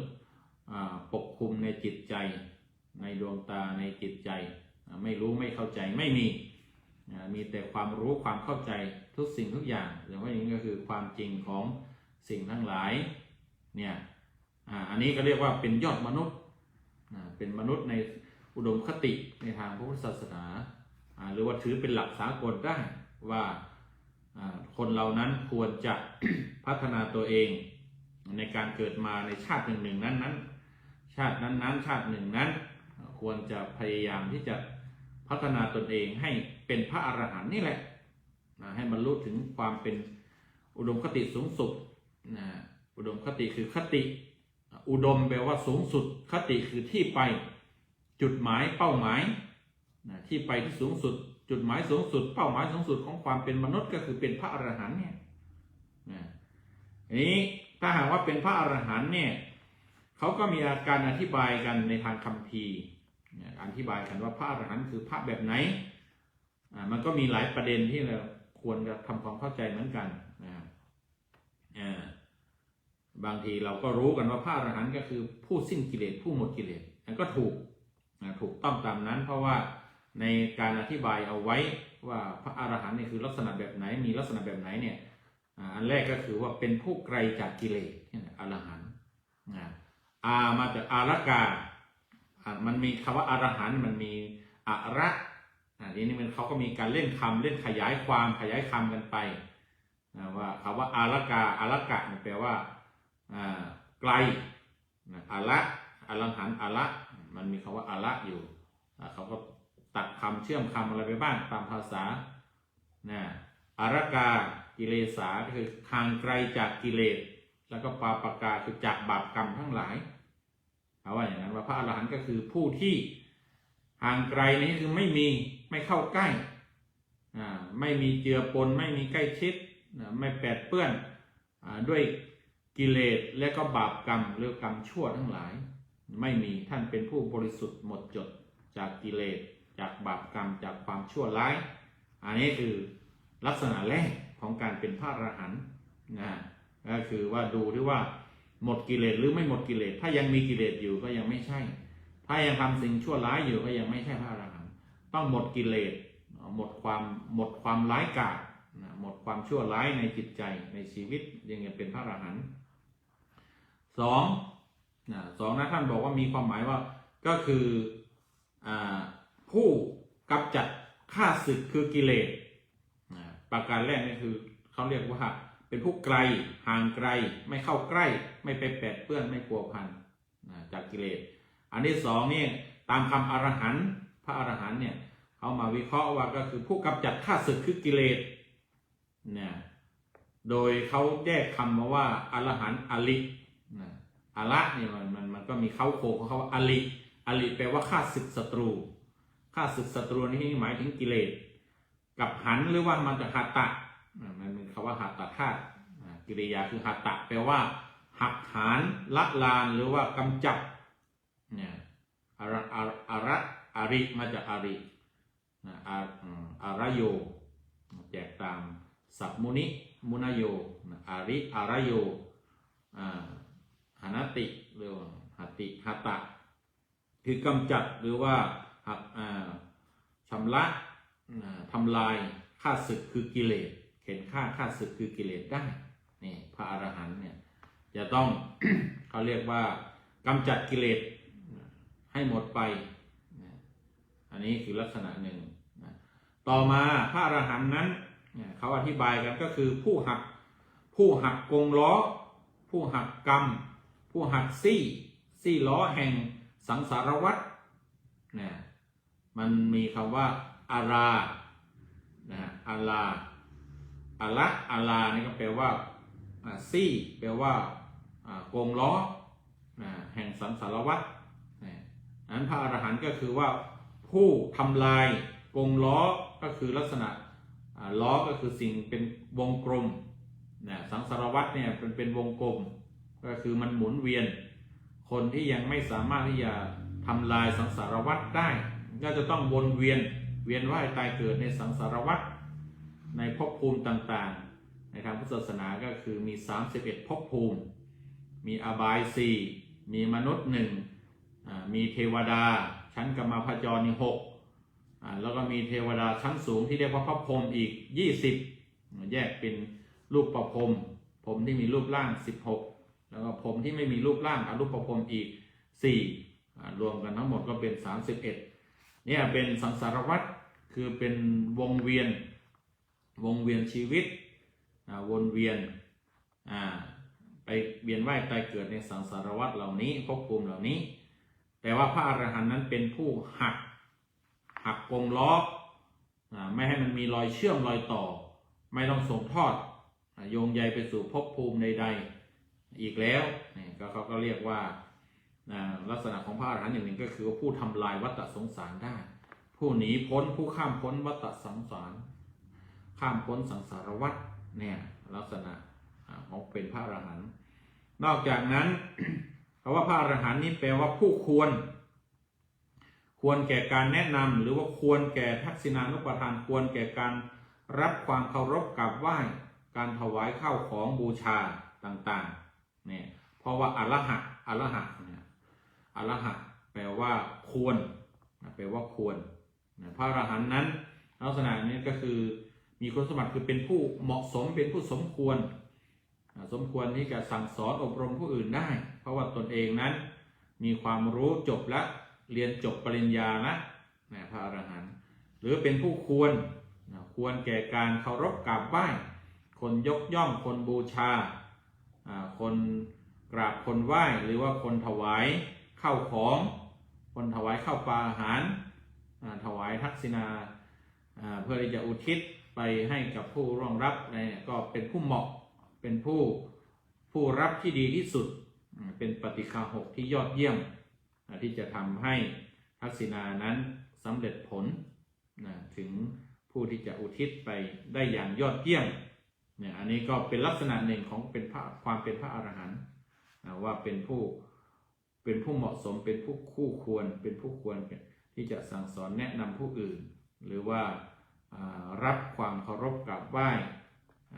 เพื่อทูลบูชาจากคนทั่วไปลักษณะสุดท้ายเป็นลักษณะที่5ลักษณะที่1ไกลจากกิเลสลักษณะที่2กำจัดข้าศึกคือกิเลสลักษณะที่3หักกงล้อแห่งสังสารวัฏลักษณะที่4เป็นผู้ควรลักษณะที่5ก็คือว่าเป็นผู้ไม่มีความลับมันเป็นผู้ไม่มีความลับอรหันต์นี่มันมาจากมีคำหนึ่งที่เขาแยกได้มันมีเข้าโครงหนึ่งเขาว่าอะกับละหะอะนี่แปลว่าไม่มาจากนะแปลงนะเป็นอะละหะละโหละหะแปลว่าความลับที่ลับละโหฐานที่สถานที่ที่เป็นความลับพระอรหันต์มีลักษณะอย่างก็คือว่าไม่มีความลับไม่มีข้อลับไม่มีสิ่งที่เป็นความลับเฉพาะอย่างยิ่งก็คือว่าความผิดที่จะเก็บเป็นความลับบาปกรรมความผิดบาปที่ทำแล้วที่จะเก็บเป็นความลับไม่เปิดเผยไม่ได้ไม่มีเพราะพระอรหันต์นั้นท่านไม่ทำบาปไม่ทำชั่วท่านจึงไม่มีข้อลับไม่มีความลับไม่มีสิ่งที่จะต้องเก็บเป็นความลับทุกสิ่งทุกอย่างนั้นเช็คได้เขาเรียกว่าเช็คได้หรือว่าตรวจสอบได้มีความโปร่งใสไม่มีความลับอันนี้คือลักษณะของพระอรหันต์ซึ่งถือว่าเป็นมนุษย์ในอุดมคติในทางพุทธศาสนาเรียกว่าเป็นบุคลิกภาพหรือว่าเป็นคุณสมบัติของความเป็นมนุษย์ที่เป็นควรจะสรรเสริญควรได้รับการสรรเสริญแล้วก็ควรเอาเป็นแบบอย่างว่าเราจะเป็นมนุษย์ในอุดมคติแบบพุทธศาสนาต้องเป็นผู้ที่พยายามพาชีวิตให้ไกลจากกิเลสพยายามกำจัดกิเลสชำระกิเลสให้หมดไปพยายามที่จะทำลายกงล้อแห่งวัฏสังสารวัฏแล้วก็พยายามทำตนให้เป็นผู้ที่คู่ควรแก่การกระทำต่างๆแล้วก็เป็นผู้ที่มีความโปร่งใสอันนี้คือพระอรหันต์ลักษณะของพระอรหันต์เป็นวันของพระอรหันต์ ต้อง 1,250 อย่างที่ว่าเนี่ยพระพุทธหลวงพ่อพุทธทาสท่านนึงบอกว่าเป็นวันพระอรหันต์เราก็ควรจะทำความเข้าใจเรื่องความเป็นพระอรหันต์หรือลักษณะของพระอรหันต์นั้นให้เข้าใจให้ละเอียดให้ท่องแท้แล้วก็ถือเอามาเป็นแบบอย่างในการพัฒนาชีวิตในการดำเนินชีวิตให้เข้าถึงความเป็นพระอรหันต์เข้าถึงความเป็นถือว่าเป็นการเข้าถึงความเป็นมนุษย์ในทางที่เป็นอุดมคติในทางพระพุทธศาสนาทีนี้พระอรหันต์เหล่านั้นไม่ใช่เป็นพระอรหันต์เปล่าๆนะพระอรหันต์ที่มาประชุมกัน 1,250 รูปเนี่ยท่านเหล่านั้นล้วนแต่ทรงอภิญญา 6หรือว่าได้อภิญญา 6อภิญญาแปลว่าความรู้ยิ่งความรู้ที่พิเศษความรู้ที่เหนือกว่าคนอื่นๆเหนือกว่ามนุษย์ธรรมดาอภิแปลว่ายิ่งใหญ่ยิ่งหรือว่ามากหรือพิเศษใหญ่ก็คือมากกว่าเยอะแยะอันนี้ญาก็คือรู้เข้าใจการรู้การเข้าใจนะไม่ใช่แค่รู้แค่เข้าใจนะแต่ว่าท่านความรู้บางอย่างมันนำไปสู่การปฏิบัติการทำได้การรู้มีความรู้ยิ่งในนี้ก็คือรู้ว่าจะทำอย่างนั้นรู้วิธีทำอย่างนั้นได้รู้วิธีทำอย่างนั้นเป็นเนี่ยไม่ใช่แค่รู้อย่างเดียวคือท่าน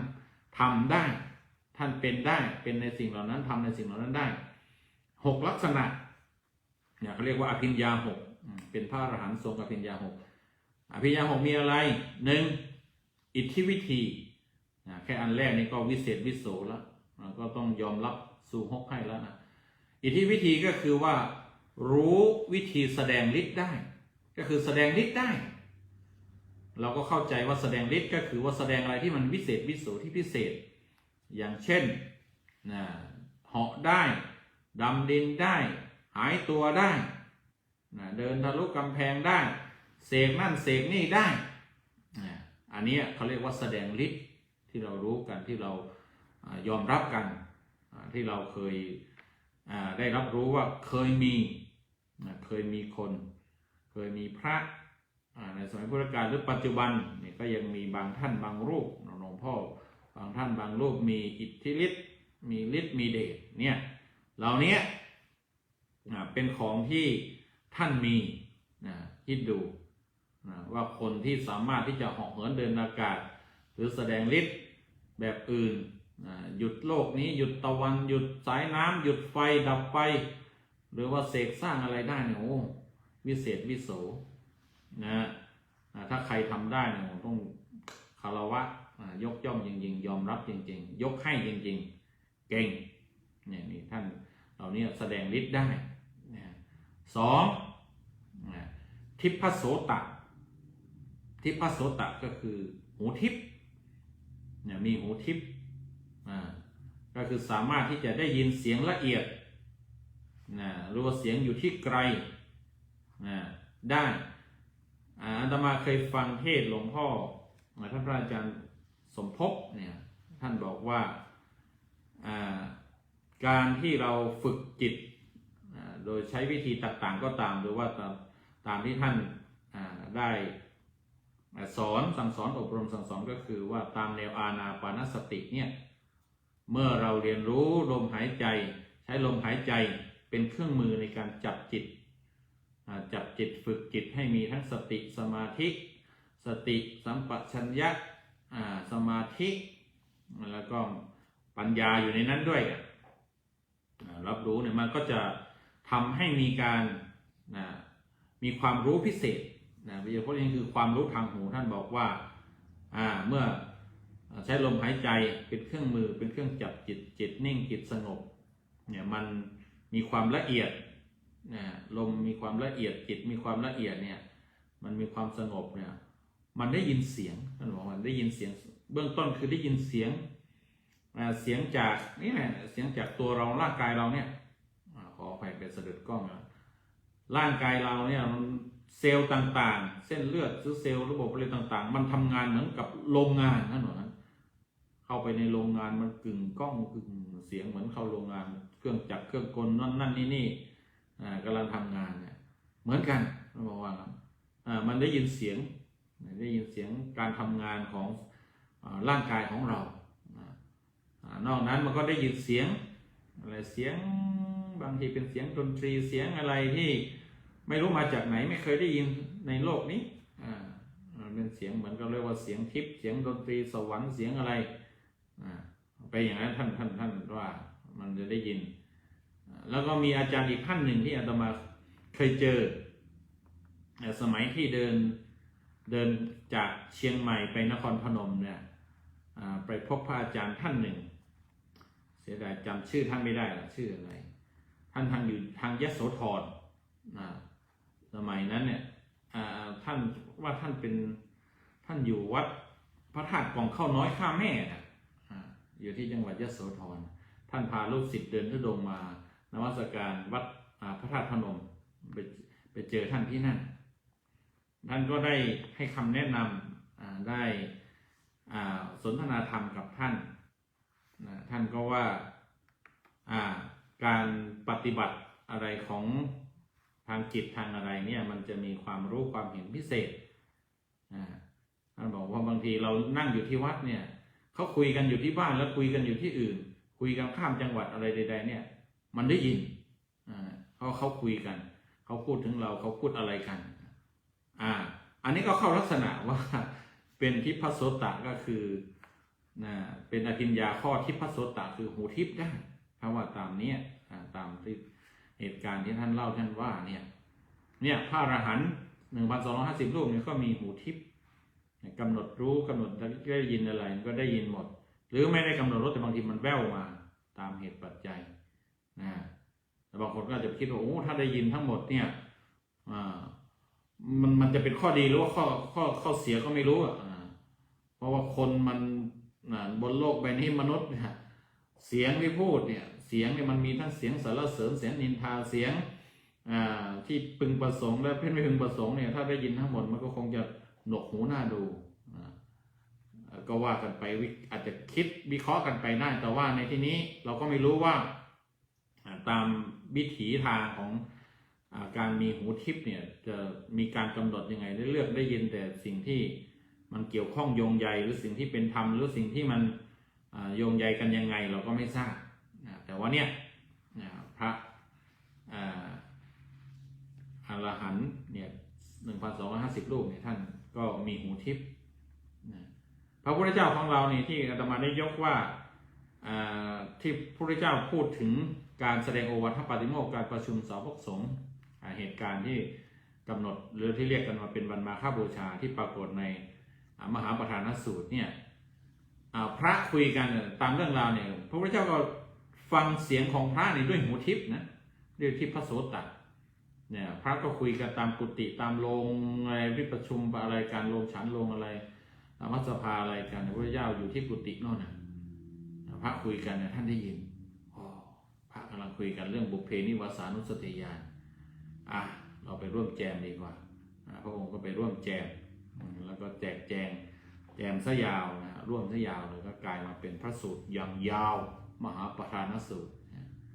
นี่หลายเรื่องหลายราวเกี่ยวกับการระลึกนึกชาติชีวประวัติของพระเจ้าองค์นั้นๆรวมไปถึงเหตุการณ์ที่ว่าท่านสำคัญว่าพระเจ้าองค์หนึ่งมันจะต้องมีเหตุการณ์อย่างหนึ่งคือการประชุมสาวกสงฆ์เป็นไฟบังคับที่มันก็สำคัญมันเป็นเหตุการณ์สำคัญเป็นเหตุการณ์จำเป็นที่ท่านจะต้องมาประชุมเพื่อที่จะกำหนดเพื่อที่จะแสดงโอวาทหรือว่าคำสอนโอวาทแปลว่าคำสอนที่เป็นหลักปาติโมกข์แปลว่าเป็นหลักใหญ่เนี่ยให้รับรู้กันแล้วก็ให้นำไปช่วยสอนพระเจ้าพระองค์ต้องทำอันนี้พระเจ้าของเรานั้นก็ได้รับรู้เรื่องราวของพระคุยกันจากหูทิพย์เนี่ยอันนี้เป็นอภิญญาข้อที่2อภิญญาข้อที่3ก็คือเจโตปริยญาณเจโตปริยญาณก็คือว่ารู้ใจคนอื่นรู้ความคิดของคนอื่นกำหนดทายใจดักใจทายใจรู้ความคิดนั่นแหละเพราะว่า ความคิดก็มาจากใจเป็นทำหน้าที่คิดอะไรรู้ อาตมานี่ได้ฟังหลวงพ่อหลวงพี่ชาวเวียดนามหลวงพี่วองท่านดร.วองเนี่ยท่านบอกว่ามีพระอาจารย์ชาวฝรั่งที่วัดเมตตาที่เมืองอเมริกาเนี่ยที่รัฐแคลิฟอร์เนียตอนใต้เนี่ยวัดพุทธเมตตาซึ่งอาจารย์เจฟนะเรียกกันสั้นๆอย่างนั้นท่านหลวงพี่วองเนี่ยดร.วองเนี่ยสมัยที่ท่านทำปริญญาเอกเนี่ยท่านทำการเปรียบเทียบการปฏิบัติสติปัฏฐาน4ของหลวงพ่อลีกับท่านมหาศรีสยาดอก็เลยไปเก็บข้อมูลว่าไอ้ลูกศิษย์สายหลวงพ่อลีเนี่ยก็มีพระอาจารย์เจฟเนี่ยที่อยู่อเมริกาท่านก็ไปสัมภาษณ์ไปศึกษาหลวงพี่วองเคยมาอยู่วัดพุทธปัญญาเราเนี่ยท่านบอกว่าโอ้ท่านอาจารย์เจฟเนี่ยถ้าพูดตามอภิญญานี่คือมีเจโตปริยญาณก็คือว่ารู้ใจคนอื่นรู้ความคิดของคนอื่นท่านคิดอะไรท่านสงสัยอะไรท่านอยากพูดอะไรเนี่ยท่านอาจารย์นั้นทักขึ้นมาทันทีเลยบอกขึ้นมาพูดขึ้นมาก่อนทำให้เกิดน่าอัศจรรย์ใจท่านบอกว่าน่าอัศจรรย์ก็ส่วนหนึ่งแต่ว่าเกิดความน่ากลัวเกิดความเกรงกลัวว่าเราจะคิดไม่ดีแล้วท่านรู้แล้วท่านจะดักท่านจะมาติติงเอามาว่าเอาอันนี้ก็ขนาดว่าพระในยุคนี้นะมันก็ยังฝึกจิตในมันก็ยังสามารถที่จะ มีอภิญญาในส่วนนี้ได้แต่ว่า3ข้อที่กล่าวมาเนี่ยอย่าไปคิดว่ามันวัดความเป็นพระอรหันต์ได้ยังไม่ใช่นะมันยังเป็นส่วนของเป็นอภิญญาที่เป็นระดับโลกิยะอยู่ก็มีเป็นขั้นโลกิยะจัดอยู่ในขั้นโลกิยะก็คือคนธรรมดาเนี่ยก็สามารถฝึกแล้วก็สามารถมีได้เป็นได้แต่ว่ามีได้เป็นได้แล้วทีนี้มันเสื่อมได้ถ้าไม่รักษาไว้ถ้าไม่รักษาไว้หรือว่าถ้าหากว่า มีการย่อหย่อนในข้อปฏิบัติเรื่องใดเรื่องอื่นเรื่องศีลสมาธิปัญญาใดๆเนี่ยมันก็จะเสื่อมไปอันนี้เป็นอภิญญาข้อที่3นะเจโตปริยญาณรู้ใจคนอื่นดักใจคนอื่นใครที่มีญาณชนิดนี้เวลาไปแสดงธรรมเนี่ยมันจะช่วยได้เยอะเพราะว่ารู้ว่าคนนี้อยากรู้อะไรคิดอะไรสนใจในส่วนไหนเนี่ยการแสดงธรรมของพระพุทธเจ้าของพระอรหันต์ที่อภิญญาเนี่ยก็จึงมีประสิทธิภาพอย่างเรา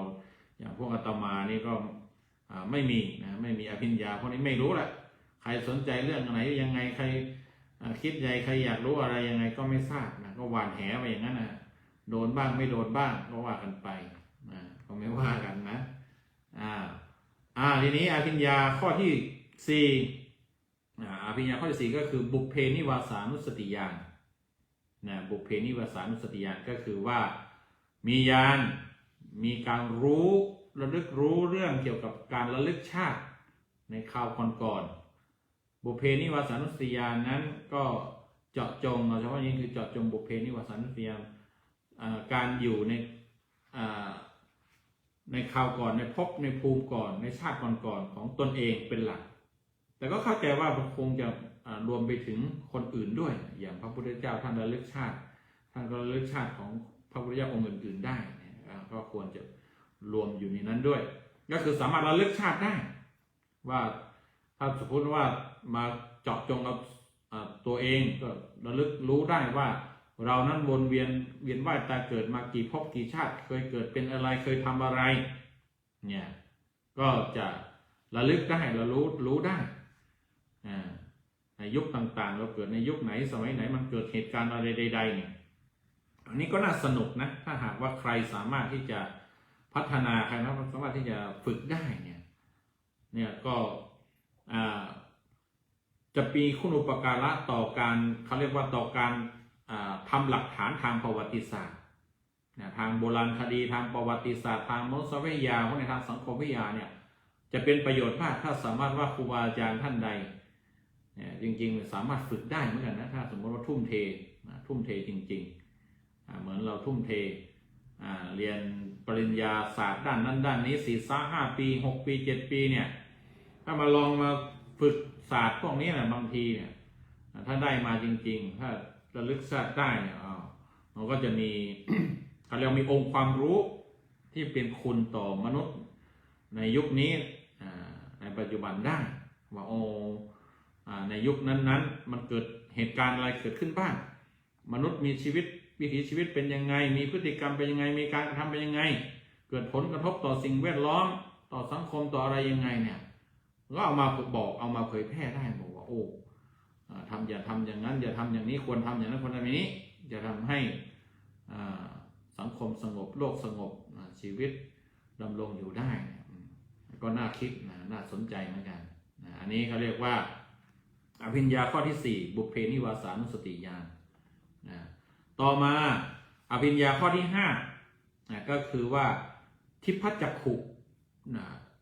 ทิพจักขุก็คือตาทิพย์คือสามารถที่จะมองเห็นสิ่งละเอียดเห็นได้ไกลย้อนไปหลายภพหลายชาติได้บุพเพทิพจักขุในที่นี้เนี่ยเรียกอีกชื่อหนึ่งว่าจุตูปปาตญาณจุตูปปาตญาณจุตูปปาตญาณก็เรียกอีกชื่อหนึ่งว่าทิพจักขุคือตาทิพย์จุตูปปาตญาณก็คือญาณกำหนดรู้การจุติการอุบัติคือการเกิดการตายของสรรพสัตว์ทั้งหลายของผู้คนของสัตว์ทั้งหลายในท่องเที่ยวในสังสารวัฏเนี่ยว่าคนนี้เกิดมาเป็นอย่างนั้นอย่างนี้ทำอย่างนั้นอย่างนี้ตายแล้วเพราะบุญเพราะกรรมอะไรเพราะบาปเพราะบุญแล้วไปเกิดเป็นยังไงเกิดในสวรรค์เกิดในนรกเกิดอะไรต่างๆก็จะรู้เห็นได้รู้เห็นหมดเข้าใจหมดนี่อันนี้เขาเรียกว่าเราเมื่อรู้เมื่อเห็นอย่างนั้นบางทีเขาก็ยังมีชื่อหนึ่งว่าเป็นตาทิพย์ทิพจักขุคือเขาไปเห็นไปรู้ไปเห็นว่าคนนั้นคนนี้ใช้ชีวิตอย่างนั้นอย่างนี้ตายไปแล้วไปเกิดเป็นอย่างนั้นอย่างนี้อย่างเนี้ยก็เรียกว่าตาทิพย์สามารถเห็นไกลเห็นทะลุปุโปร่งอันนี้ก็น่าสนใจเหมือนกันนะถ้าใครสามารถที่จะมีตาทิพย์ได้เราก็จะได้เห็นโลกใบนี้อย่างกว้างขวางอย่างละเอียดเห็นแบบพิเศษว่า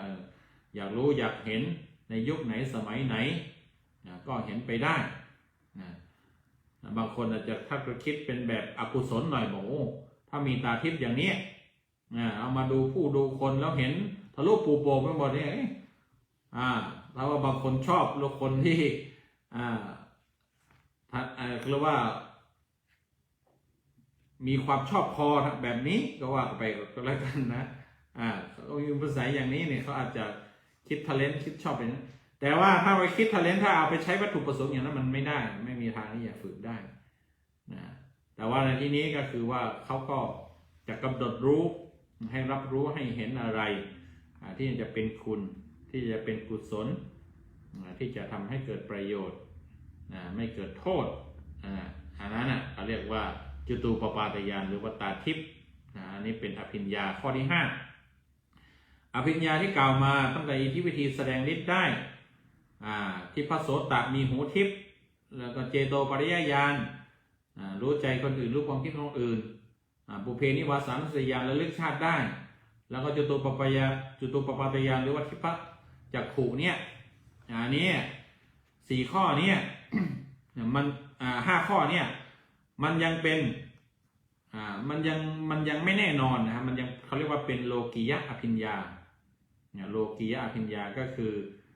เป็นอภิญญาที่ยังเป็นขั้นโลกียะคือแบบโลกอยู่ยังเสื่อมได้มีเสื่อมได้ใครๆก็ฝึกได้เหมือนที่เรารู้กันว่าขนาดพระเทวทัตเนี่ยท่านก็ได้อภิญญานะอภิญญาโลกียะเนี่ยอย่างน้อยท่านอาจจะได้อิทธิวิธีแต่เนี่ยท่านแสดงฤทธิ์ได้ในข้อหนึ่งเพราะว่าท่านสามารถที่จะแปลงร่างเป็นกุมารที่มีลักษณะเป็นกุมารวิเศษเนี่ยแล้วก็เอางูมาพันคออะไรให้ดูขึงขลังไปหลอกพระเจ้าชาติศัตรูเนี่ย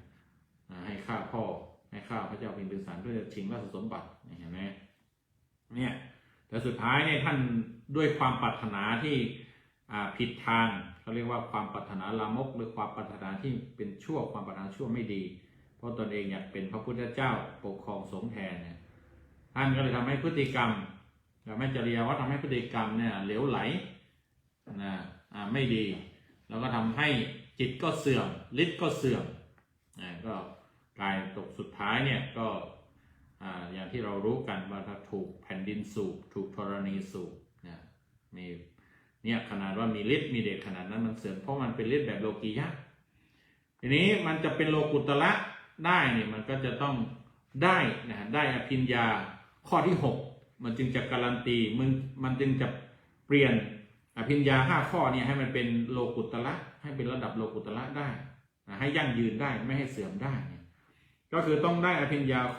ข้อที่6ตัวที่6ก็คืออาสวัคยญาณอาสวัคยญาณก็คือมีความรู้ความสามารถรู้ในการที่จะทำลายกิเลสอาสวะให้หมดไปได้ทำกิเลสอาสวะกิเลสในนี้คือกิเลสขั้นอาสวะคือขั้นละเอียดขั้นที่เป็นตะกอนขั้นที่เป็นฝุ่นไม่ได้พูดว่าเป็นขอนไม้ใบไม้ก้อนหินเห็นอะไรพวกนี้ถ้าเทียบกับขยะอะไรพวกนี้ธุลีเนี่ยอันนี้มันหยาบไปมันใครๆก็ทำได้แต่ว่าที่มันเป็นฝุ่นที่เรามองเห็นน้ำใสโดยตาเปล่าก็มองว่ามันใสแล้วแต่ว่าถ้าเอากล้องจุลทรรศน์มาส่องดูจะเห็นว่าโอ้มันยังมีตะกอนที่ละเอียดเลยนั่นแหละพวกนั้นคืออาสวะเนี่ยพวกมีญาณอาสวะขยญาณต้องทำลายให้หมดอันใหญ่ๆก็ทำลายได้ขจัดออกไปได้ขจัดออกไปแล้วอันเล็กๆที่มันซ่อนอยู่ที่มันมองไม่เห็นที่มันเห็นยากก็สามารถที่จะมองเห็นแล้วก็ทำลายมันได้อย่างนั้นเขาเรียกว่าทำลายกิเลสอาสวะให้หมดสิ้นไปได้ถ้าได้อภิญญาข้อที่6นี้จะทำให้อภิญญา5ข้อแรกเนี่ยกลายเป็นโลกุตระกลายเป็นของยั่งยืนไม่มีวันเสื่อมเนี่ยจะต้องทำลายกิเลสได้นะจึงจะได้เป็นโลกุตระฌานโลกุตระอภิญญาแล้วก็ทำให้ไม่มีวันเสื่อมได้เนี่ยมันยังมีอภิญญาเนี่ยมันก็ยังมี2แบบอภิญญาขั้นโลกียะเนี่ย5ข้อเนี่ยเป็นขั้นโลกียะแล้วก็อภิญญาแบบโลกุตระอภิญญาแบบโลกุตระก็คือคนที่พัฒนาฝึกฝนตนเองจนได้ข้อที่6ได้ข้อที่6มาด้วยมันจึงจะทำให้กลายเป็นโลกุตระแล้วก็เป็นของยั่งยืนไม่มีวันเสื่อมอันนี้ก็คือพระอรหันต์เนี่ยท่านเป็นพระอรหันต์แบบอภิญญาเนี่ยก็คือว่ามีอภิญญา6เขาว่ากันว่าการที่ พระมาประชุมกันโดยไม่ได้นัดหมายนะความเป็นจริงนั่นน่ะก็ไม่ได้นัดหมายในการบอกกล่าวกันแต่ว่าเป็นการใช้เจโตปริยญาณรู้ใจพระพุทธเจ้ารู้ความเป็นไปของพระพุทธเจ้าว่าธรรมดาของพระพุทธเจ้าเนี่ยท่านต้องประชุมสาวกสงฆ์ในปีแรกของการประกาศศาสนาเนี่ยดังนั้นพระอรหันต์ 1,250 รูปท่านมีเจโตปริยญาณเนี่ยท่านรู้ใจว่าถึงเวลาและได้เวลามันเป็นวันที่พระพุทธเจ้าท่านจะควรจะแสดงโอวัฏปาติโมกข์จะต้องประชุมสาวกสงฆ์แล้วท่านจึง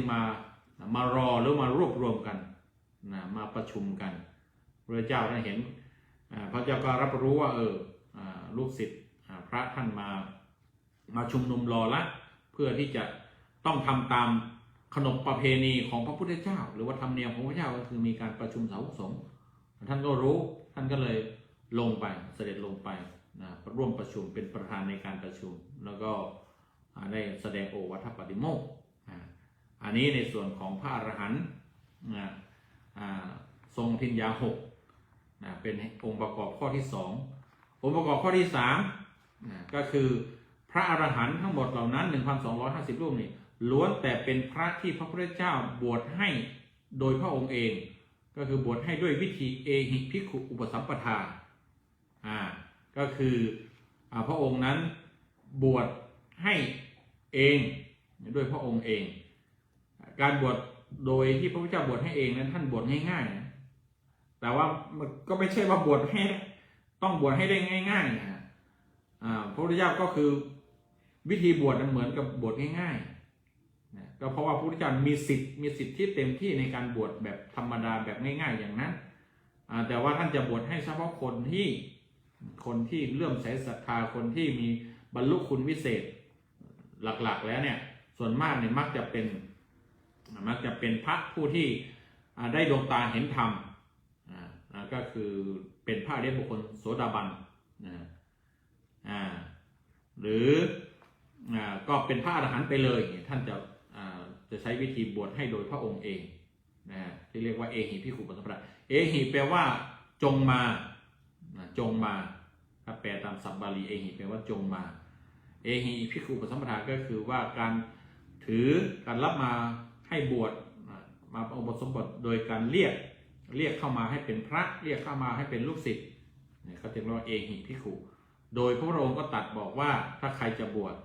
อย่างปัญจวัคคีย์ขอบวชเนี่ยท่านก็บอกว่าเธอจงเป็นภิกษุมาเถิดเธอจงเป็นภิกษุเอหิมาเถิด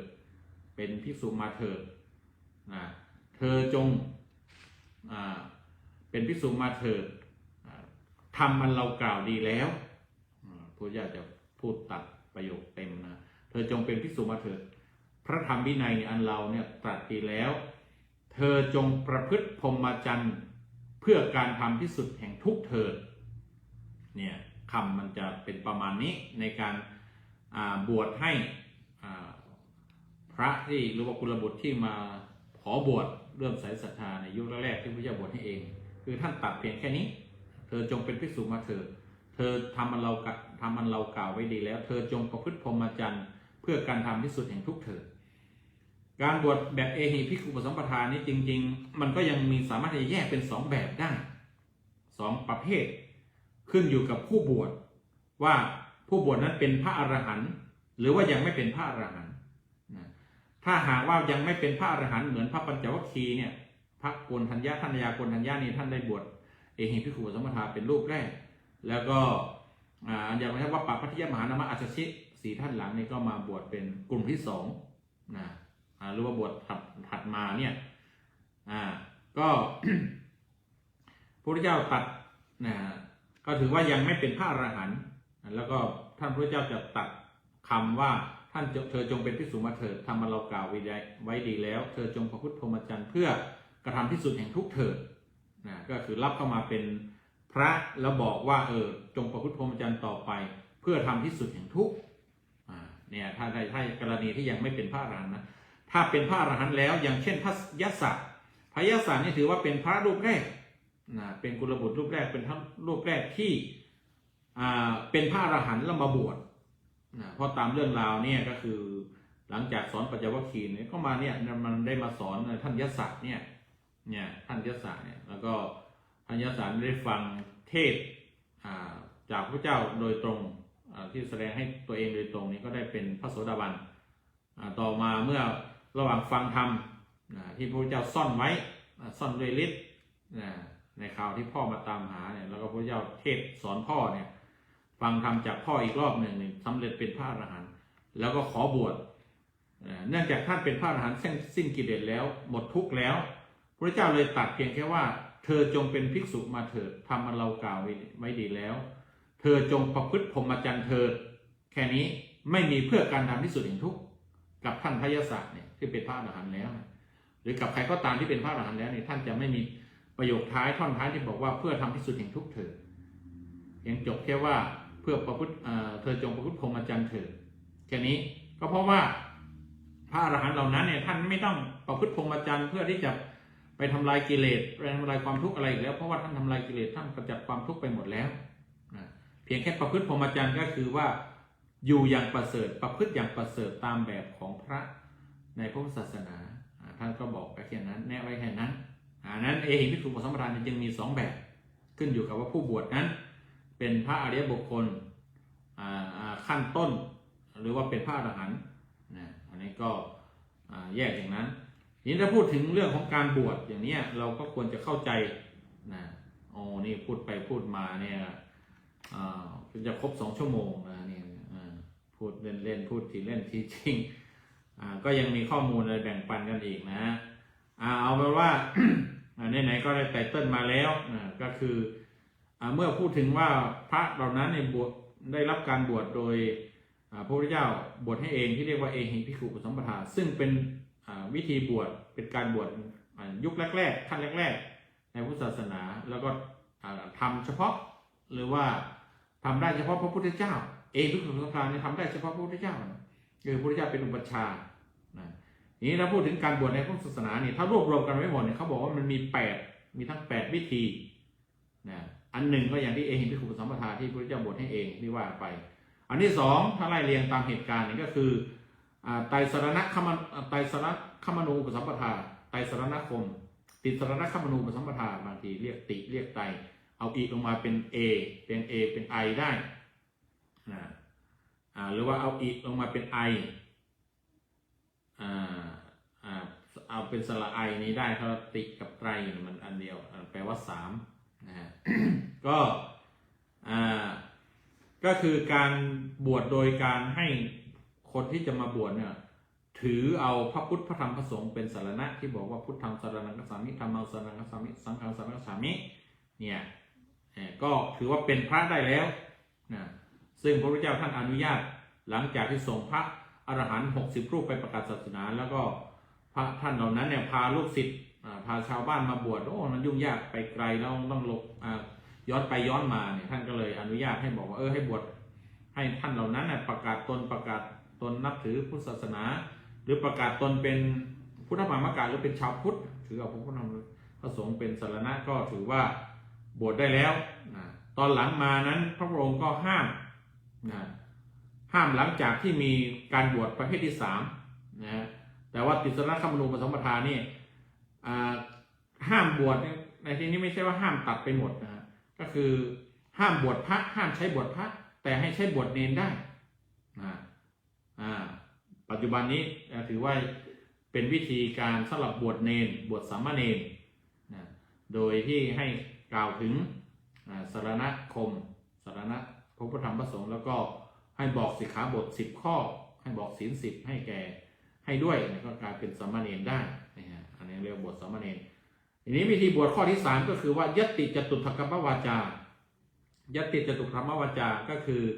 การบวชโดยการมีการเสนอยัตติตั้งยัตติประกาศยัตติ4 ครั้งยืนยันว่าก็คือตั้งยัตติเป็น1 ครั้งแล้วก็เป็นการสวดยืนยันอีกให้รับรองอีก3 ครั้งก็รวมเป็น4 ครั้งเนี่ย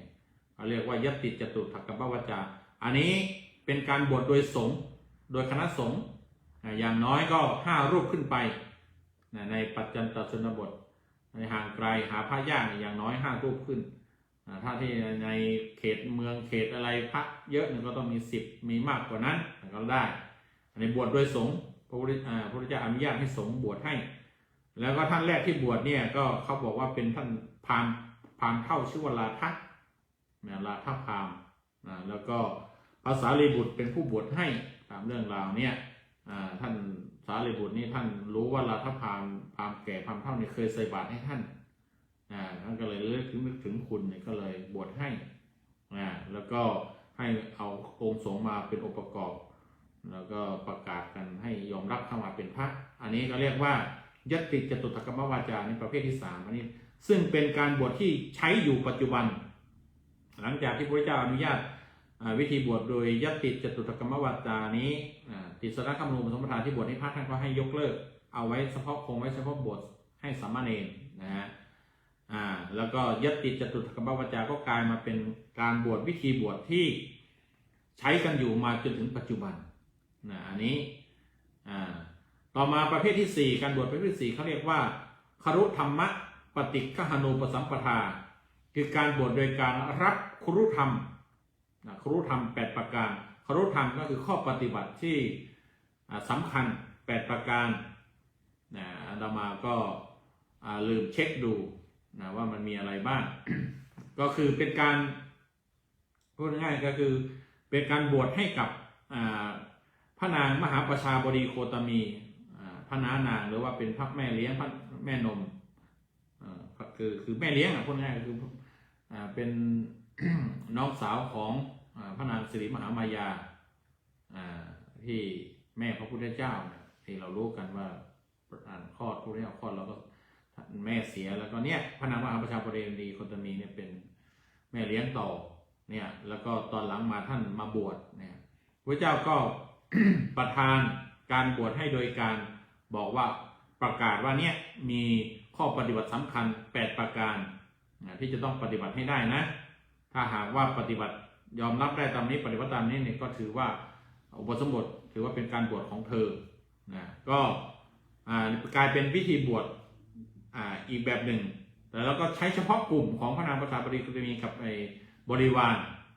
ประมาณ500ถ้าจะไม่ผิดเนี่ยเราเนี่ยก็พระเจ้าบวชให้โดยการให้ยอมรับเขารู้ทำ8ประการ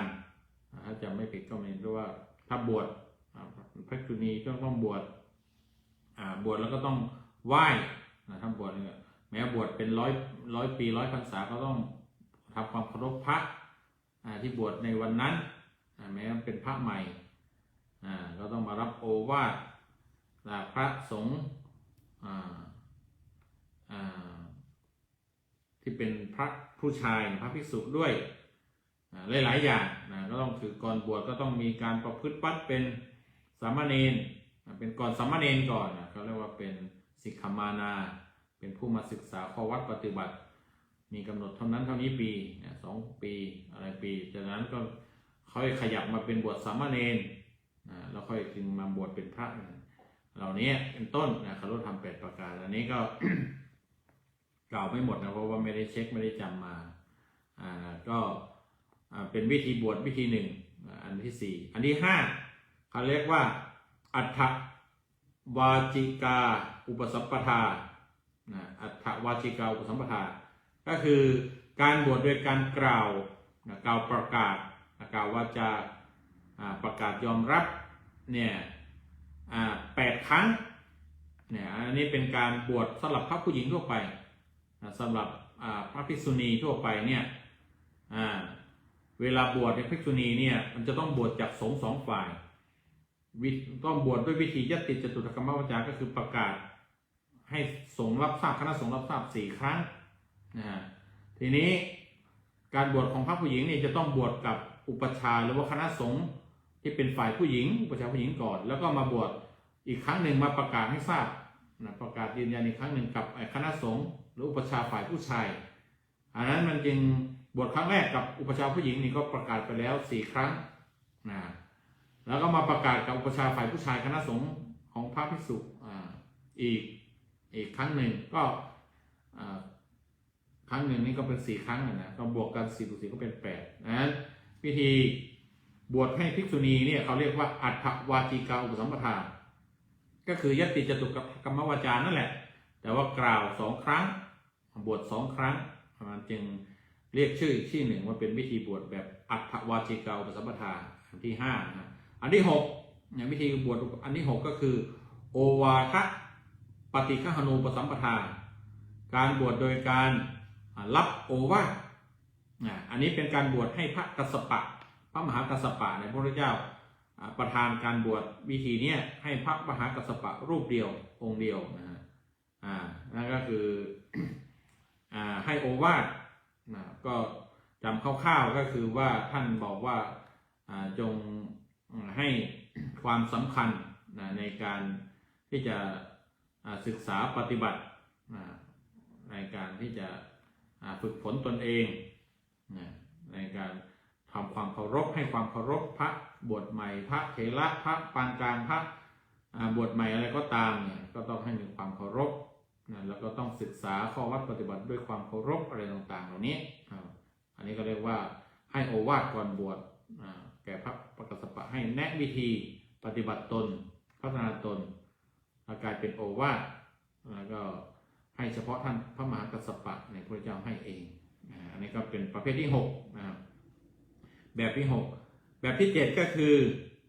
ปัญหาพยากรณูปสัมปทาคือปัญหาพยากรณ์การอุปสมบทโดยการพยากรณ์ปัญหาหรือว่าตอบปัญหาอันนี้ก็เป็นการให้อุปสมบทพิเศษแก่สามเณรโสปากะสามเณรอายุ7 ปีสามเณรโสปากะพระพุทธเจ้าก็ไปถามปัญหา10 ข้อท่าน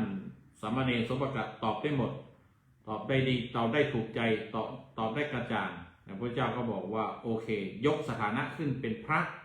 ก็ถือว่าเป็นการบวชของเธอการตอบปัญหาถือว่าเป็นการบวชของเธอก็กลายมาเป็นการลักษณะรูปแบบการบวชอย่างหนึ่งในพุทธศาสนาที่เป็นร่องรอยทางประวัติศาสตร์ทางเหตุการณ์แล้วก็ประเภทที่7ปัญหาพยากรณูปสัมปทาอันสุดท้ายอันที่8ก็คือทูเตนะอุปสัมปทาการบวชโดยทูตการบวชโดยทูตนี่ก็คือเป็นการบวชที่พระพุทธเจ้าอนุญาตให้บวชกับผู้หญิงคนหนึ่งชื่อว่าอัฏฐกาสีนะอัฏฐกาสีเนี่ยเขาว่ากันว่าเธอเนี่ยเป็นโสเภณีพูดว่าเป็นโสเภณีนี่ก็อย่าไปเข้าใจในทางลบนะโสเภณีในสมัยพุทธกาลเนี่ยเป็นตำแหน่งที่มีเกียรตินะฮะคนยกย่องเขาจะคัดเลือกเอาสาวงามที่สุดโสเภณีแปลว่าคนที่งามที่สุดในเมืองในนครเขาเป็นเรียกเต็มๆว่านครโสเภณีคือคนที่งามที่สุดในเมืองเนี่ยเขามาตั้งเป็นเขายกย่องเป็นว่าโสเภณีคำว่าโสเภณีไม่ได้เป็นคำต่ำต้อยนะเป็นคำยกย่องนะจริงๆเป็นคำยอว่ามีความงามเป็นหญิงงามหญิงงามเมืองอย่างที่เขาแปลกันนะงามที่สุดในเมืองชื่อว่าอัฏฐกาลีเนี่ยเธออยากบวชทีนี้นี่นางเนี่ยเนื่องจากความสวยความงามชื่อเสียงในการทำงานของเธอเนี่ยเป็นที่ประจักษ์พวกโจรพวกคนไม่ดีพวกหนุ่มๆนี่ก็เลยจ้องจะไปฉุดฆ่าอนาจารหรือว่าอยากจะไปพบไปเจอไปทำไม่ดีไม่ร้ายเนี่ยแต่นางนี่อยากจะบวชอันนั้นพอรู้ว่าถ้าคันจะเดินมาทางมาบวชในวัดภิกษุณีหรือวัดกับพระพุทธเจ้าเนี่ยกับบวชกับพระพุทธเจ้าเนี่ยมันอันตรายเดี๋ยวจะมีพวกโจรพวกคนไม่ดีเนี่ยฉุดไปเสียก่อนเนี่ยก็เลยส่งข่าวก็เลยส่งข่าวมาที่วัดมาที่พระพุทธเจ้าบอกว่าเนี่ยมีศรัทธาอยากจะบวชให้ทูตส่งทูตมาทูเตนะทูตแปลว่าก็คือทูตคือสื่อส่งผู้ชายที่เดินทางมาโดยความปลอดภัยได้มาแจ้งพระพุทธเจ้าพระพุทธเจ้าก็รับทราบแล้วก็บอกว่าอันนี้ก็ถือว่าเป็นการประทานการบวชเฉพาะให้แก่นางอัฏฐกาสีเนี่ยอัฏฐกาสีนะไม่ใช่กาลีนะเนี่ยเขียนอัฏฐกาสีคิดว่านะไม่คงหรือว่าอัฏฐกาลีไม่อัฏฐกาสีก็อัฏฐกาลีก็แล้วกันมางงกับอัฏฐกาสีเอาไปว่าจำว่าอัฏฐกาสีก่อนกันแล้วกันนะเนี่ยเอาผู้หญิงคนเนี้ยก็เลยเป็นผู้หญิงประเพณีที่ว่านี่นะก็เป็นการบวชโดยมีอีกวิธีหนึ่งพิเศษรวมกันเป็น8วิธีนะการบวชในพุทธศาสนาก็ ในว่าถึงว่าลักษณะองค์ประกอบอย่างหนึ่งก็คือของเหตุการณ์ที่เกิดขึ้นในวันมาฆบูชาคือเป็นพระที่พระพุทธเจ้าบวชให้เองก็เลยได้แจกแจงไปถึงวิธีบวชในพุทธศาสนามันมีตั้ง8วิธีก็อย่างที่ได้กล่าวไปทีนี้องค์ประกอบข้อสุดท้ายข้อที่4ก็ไม่สำคัญอะไรมากในแง่ของท่านพูดถึงเรื่องข้อมูลก็ไม่มีอะไรจะมากมายนะก็คือว่าวันนั้นเป็นวันเพ็ญเดือน3คือเป็นวันพระเดือน3เนี่ยก็เขาก็นับเป็นเหตุการณ์สำคัญเหมือนกันเป็นองค์ประกอบสำคัญว่ามันเป็นวันเพ็ญเดือน3เป็นวันพระจริงๆเขาว่ากันแล้วในวันพระนี่อย่างที่เคยพูดเคยมาว่ามันจะว่าเป็นวันธรรมดาเป็นว่าไม่สำคัญก็ไม่เชิงนะเพราะว่าในตามที่เคยได้พูดไว้ได้เคยบอกไว้นะบอกว่าวันพระเนี่ยเป็นวันประเสริฐเป็นวันที่เทวดาลงมาตรวจดูโลกมนุษย์เทวดาในชั้นดาวดึงส์เนี่ยครับอันโทษเองในชั้นจตุมหาราชในชั้นที่1เนี่ยคือเรียกว่าชั้นจตุมหาราชคือชั้นรักษาโลกหมายถึงว่ารักษาดูแลโลกตรวจดูโลกโดยมีหัวหน้า4ท่านที่เรียกว่าท้าวจตุมหาราชเนี่ยท่านลงมาสอดส่องดูโลกมนุษย์ว่าใครทำดีทำชั่วอะไรยังไงเพื่อจะเก็บข้อมูลเอาไว้ประเมินสถานการณ์ว่า ความเป็นไปในสังคมสวรรค์ในชาวสวรรค์จะเป็นยังไงเนี่ยมันสำคัญนะท่านลงมาเฉพาะวันพระนะวันพระเล็กวันพระ8 ค่ำเนี่ยส่งเขาเรียกว่าส่งสมุนส่งลูกน้องส่งอามาตย์บริวารอะไรไปตรวจดูซิไปเก็บข้อมูลดูซิว่าคนทำบุญทำทานกันบ้างไหมหรือว่าคนทำบาปทำกรรมอะไรยังไงแล้วก็ไปมาดูส่วนวันเขาเรียกว่าวันแรม14 ค่ำวันแรม14 ค่ำระบุแรม14 ค่ำเขาส่งลูกชายชื่อว่าอินทกะหรือว่าอินทะหรือว่าอินทกะนี่มาดูว่าไปเก็บข้อมูลชาวมนุษย์ชาวโลกเป็นยังไงส่วนวันพระใหญ่ไม่ว่าจะเป็นขึ้น15 ค่ำหรือแรม15 ค่ำตามเนี่ยท้าวจตุมหาราชทั้ง4ลงมาเองลงมาตรวจดูว่าผู้คนยังทำบุญทำทานรักษาศีลเคารพกราบไหว้เลี้ยงดูพ่อแม่เคารพผู้หลักผู้ใหญ่อะไรอยู่ไหมเนี่ย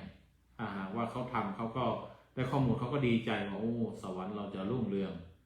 จะสงบสุขแต่ถ้าหากว่ามนุษย์มีทำบาปทำกรรมเนี่ยชาวสวรรค์เขาก็ตกใจเขาก็กลัว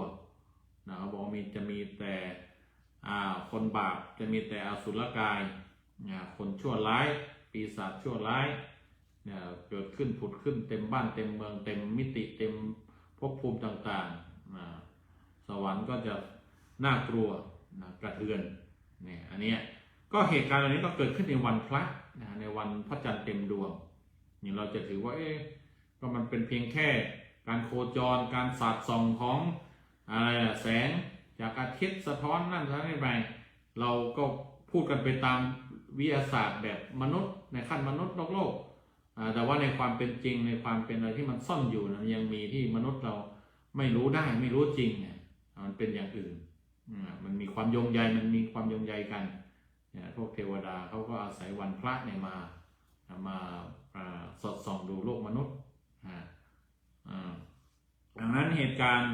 ที่มันเกิดขึ้นในวันพระเนี่ยมันก็มีความสำคัญมันต้องเป็นวันพระเท่านั้น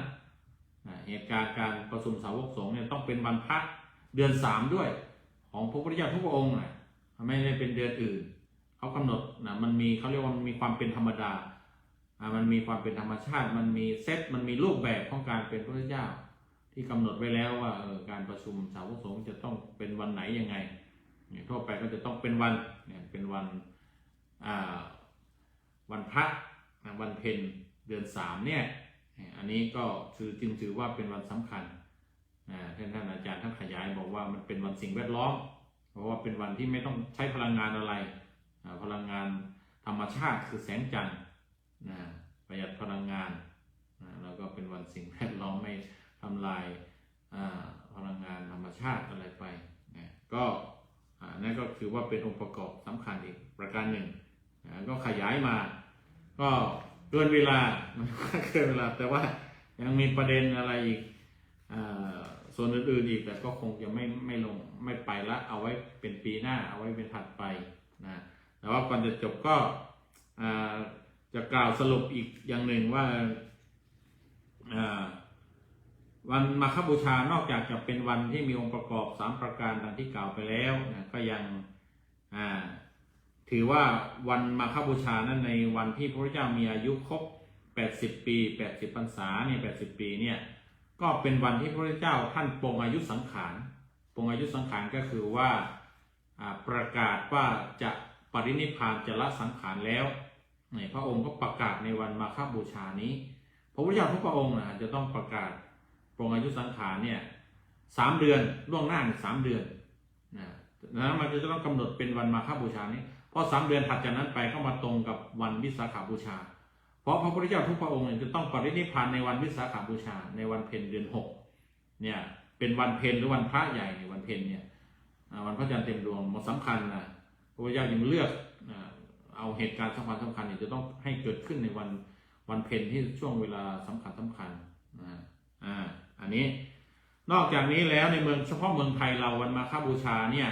ในปีพศ 2549เนี่ยรัฐบาลไทยโดยการที่มีการชงเรื่องมาจากกลุ่มนักพูดอาวุโสรุ่นก่อนรุ่นที่รุ่งเรืองอาจารย์ผานิชกันตภาระอาจารย์สุรวงศ์วัฒนกูลอะไรกลุ่มเหล่านั้น ก็ได้เสนอเห็นโดยเห็นปรากฏการณ์ทางสังคมว่าวันมาฆบูชานี่มักจะหรือบางปีมันตรงกับวันวาเลนไทน์14 กุมภาพันธ์นะแล้วก็เห็นว่าพอเป็นวันวาเลนไทน์ในช่วงเนี้ยซึ่งวันมาฆบูชาก็บางทีก็ตรงกันบางทีก็ใกล้เคียงเลยกลับกลายเป็นว่าวัยรุ่นเนี่ยไม่ให้ความสำคัญไม่ให้ความสนใจเลยกลับกลายไปให้ความสำคัญกับวันวาเลนไทน์ซึ่งเป็นของชาติอื่นของฝรั่งของอะไรแล้วก็ให้ความต้องการกันแบบผิดก็คือถือว่าเป็นวันแห่งความรักก็ไปอ้างกันบอกว่าถ้าเธอรักฉันเธอต้องให้ฉันได้ทั้งหมดทั้งกายทั้งใจแต่ว่ายังคือเน้นไปที่กายล่วงละเมิดกันทางกายก็เลยทางกลุ่มทั้งพูดเราเห็นว่าเป็นวัฒนธรรมเป็นค่านิยมที่ไม่ดีเราควรจะมาส่งเสริมวันมาฆบูชาเนี่ยให้ถือว่าเป็นวันแห่งความรักในทางพุทธศาสนาแต่เพราะว่าท่านเขาก็ไม่ใช้คำว่าเป็นวันแห่งความรักโดยตรงแต่เขาให้กำหนดเป็นวันกตัญญูวันกตัญญูแห่งชาติวันมาฆบูชากลายเป็นวันกตัญญูก็เพราะเราถือเอาว่าพระอรหันต์ที่มาประชุมกันที่มาเข้าเฝ้าที่มาถวายความเคารพใดๆก็ตามพระพุทธเจ้านั้นถือว่าแสดงความกตัญญูแสดงความรักความกตัญญูต่อพระพุทธเจ้าในฐานะที่พระองค์นั้นได้แสดงธรรมโปรดอบรมสั่งสอนโปรดให้ตนเองนั้นพ้นจากความทุกข์พ้นจากกิเลสสิ้นกิเลสได้ก็จึงมาเขาเรียกว่ามาร่วมเป็นองค์ประกอบในการช่วยงานพระศาสนาสนองงานพระศาสนาของพระพุทธเจ้าในการทำหน้าที่ของพระองค์ก็เป็นการให้ความสำคัญให้ความรักให้ความกตัญญูต่อพระพุทธเจ้าต่อพระองค์เขาก็เลย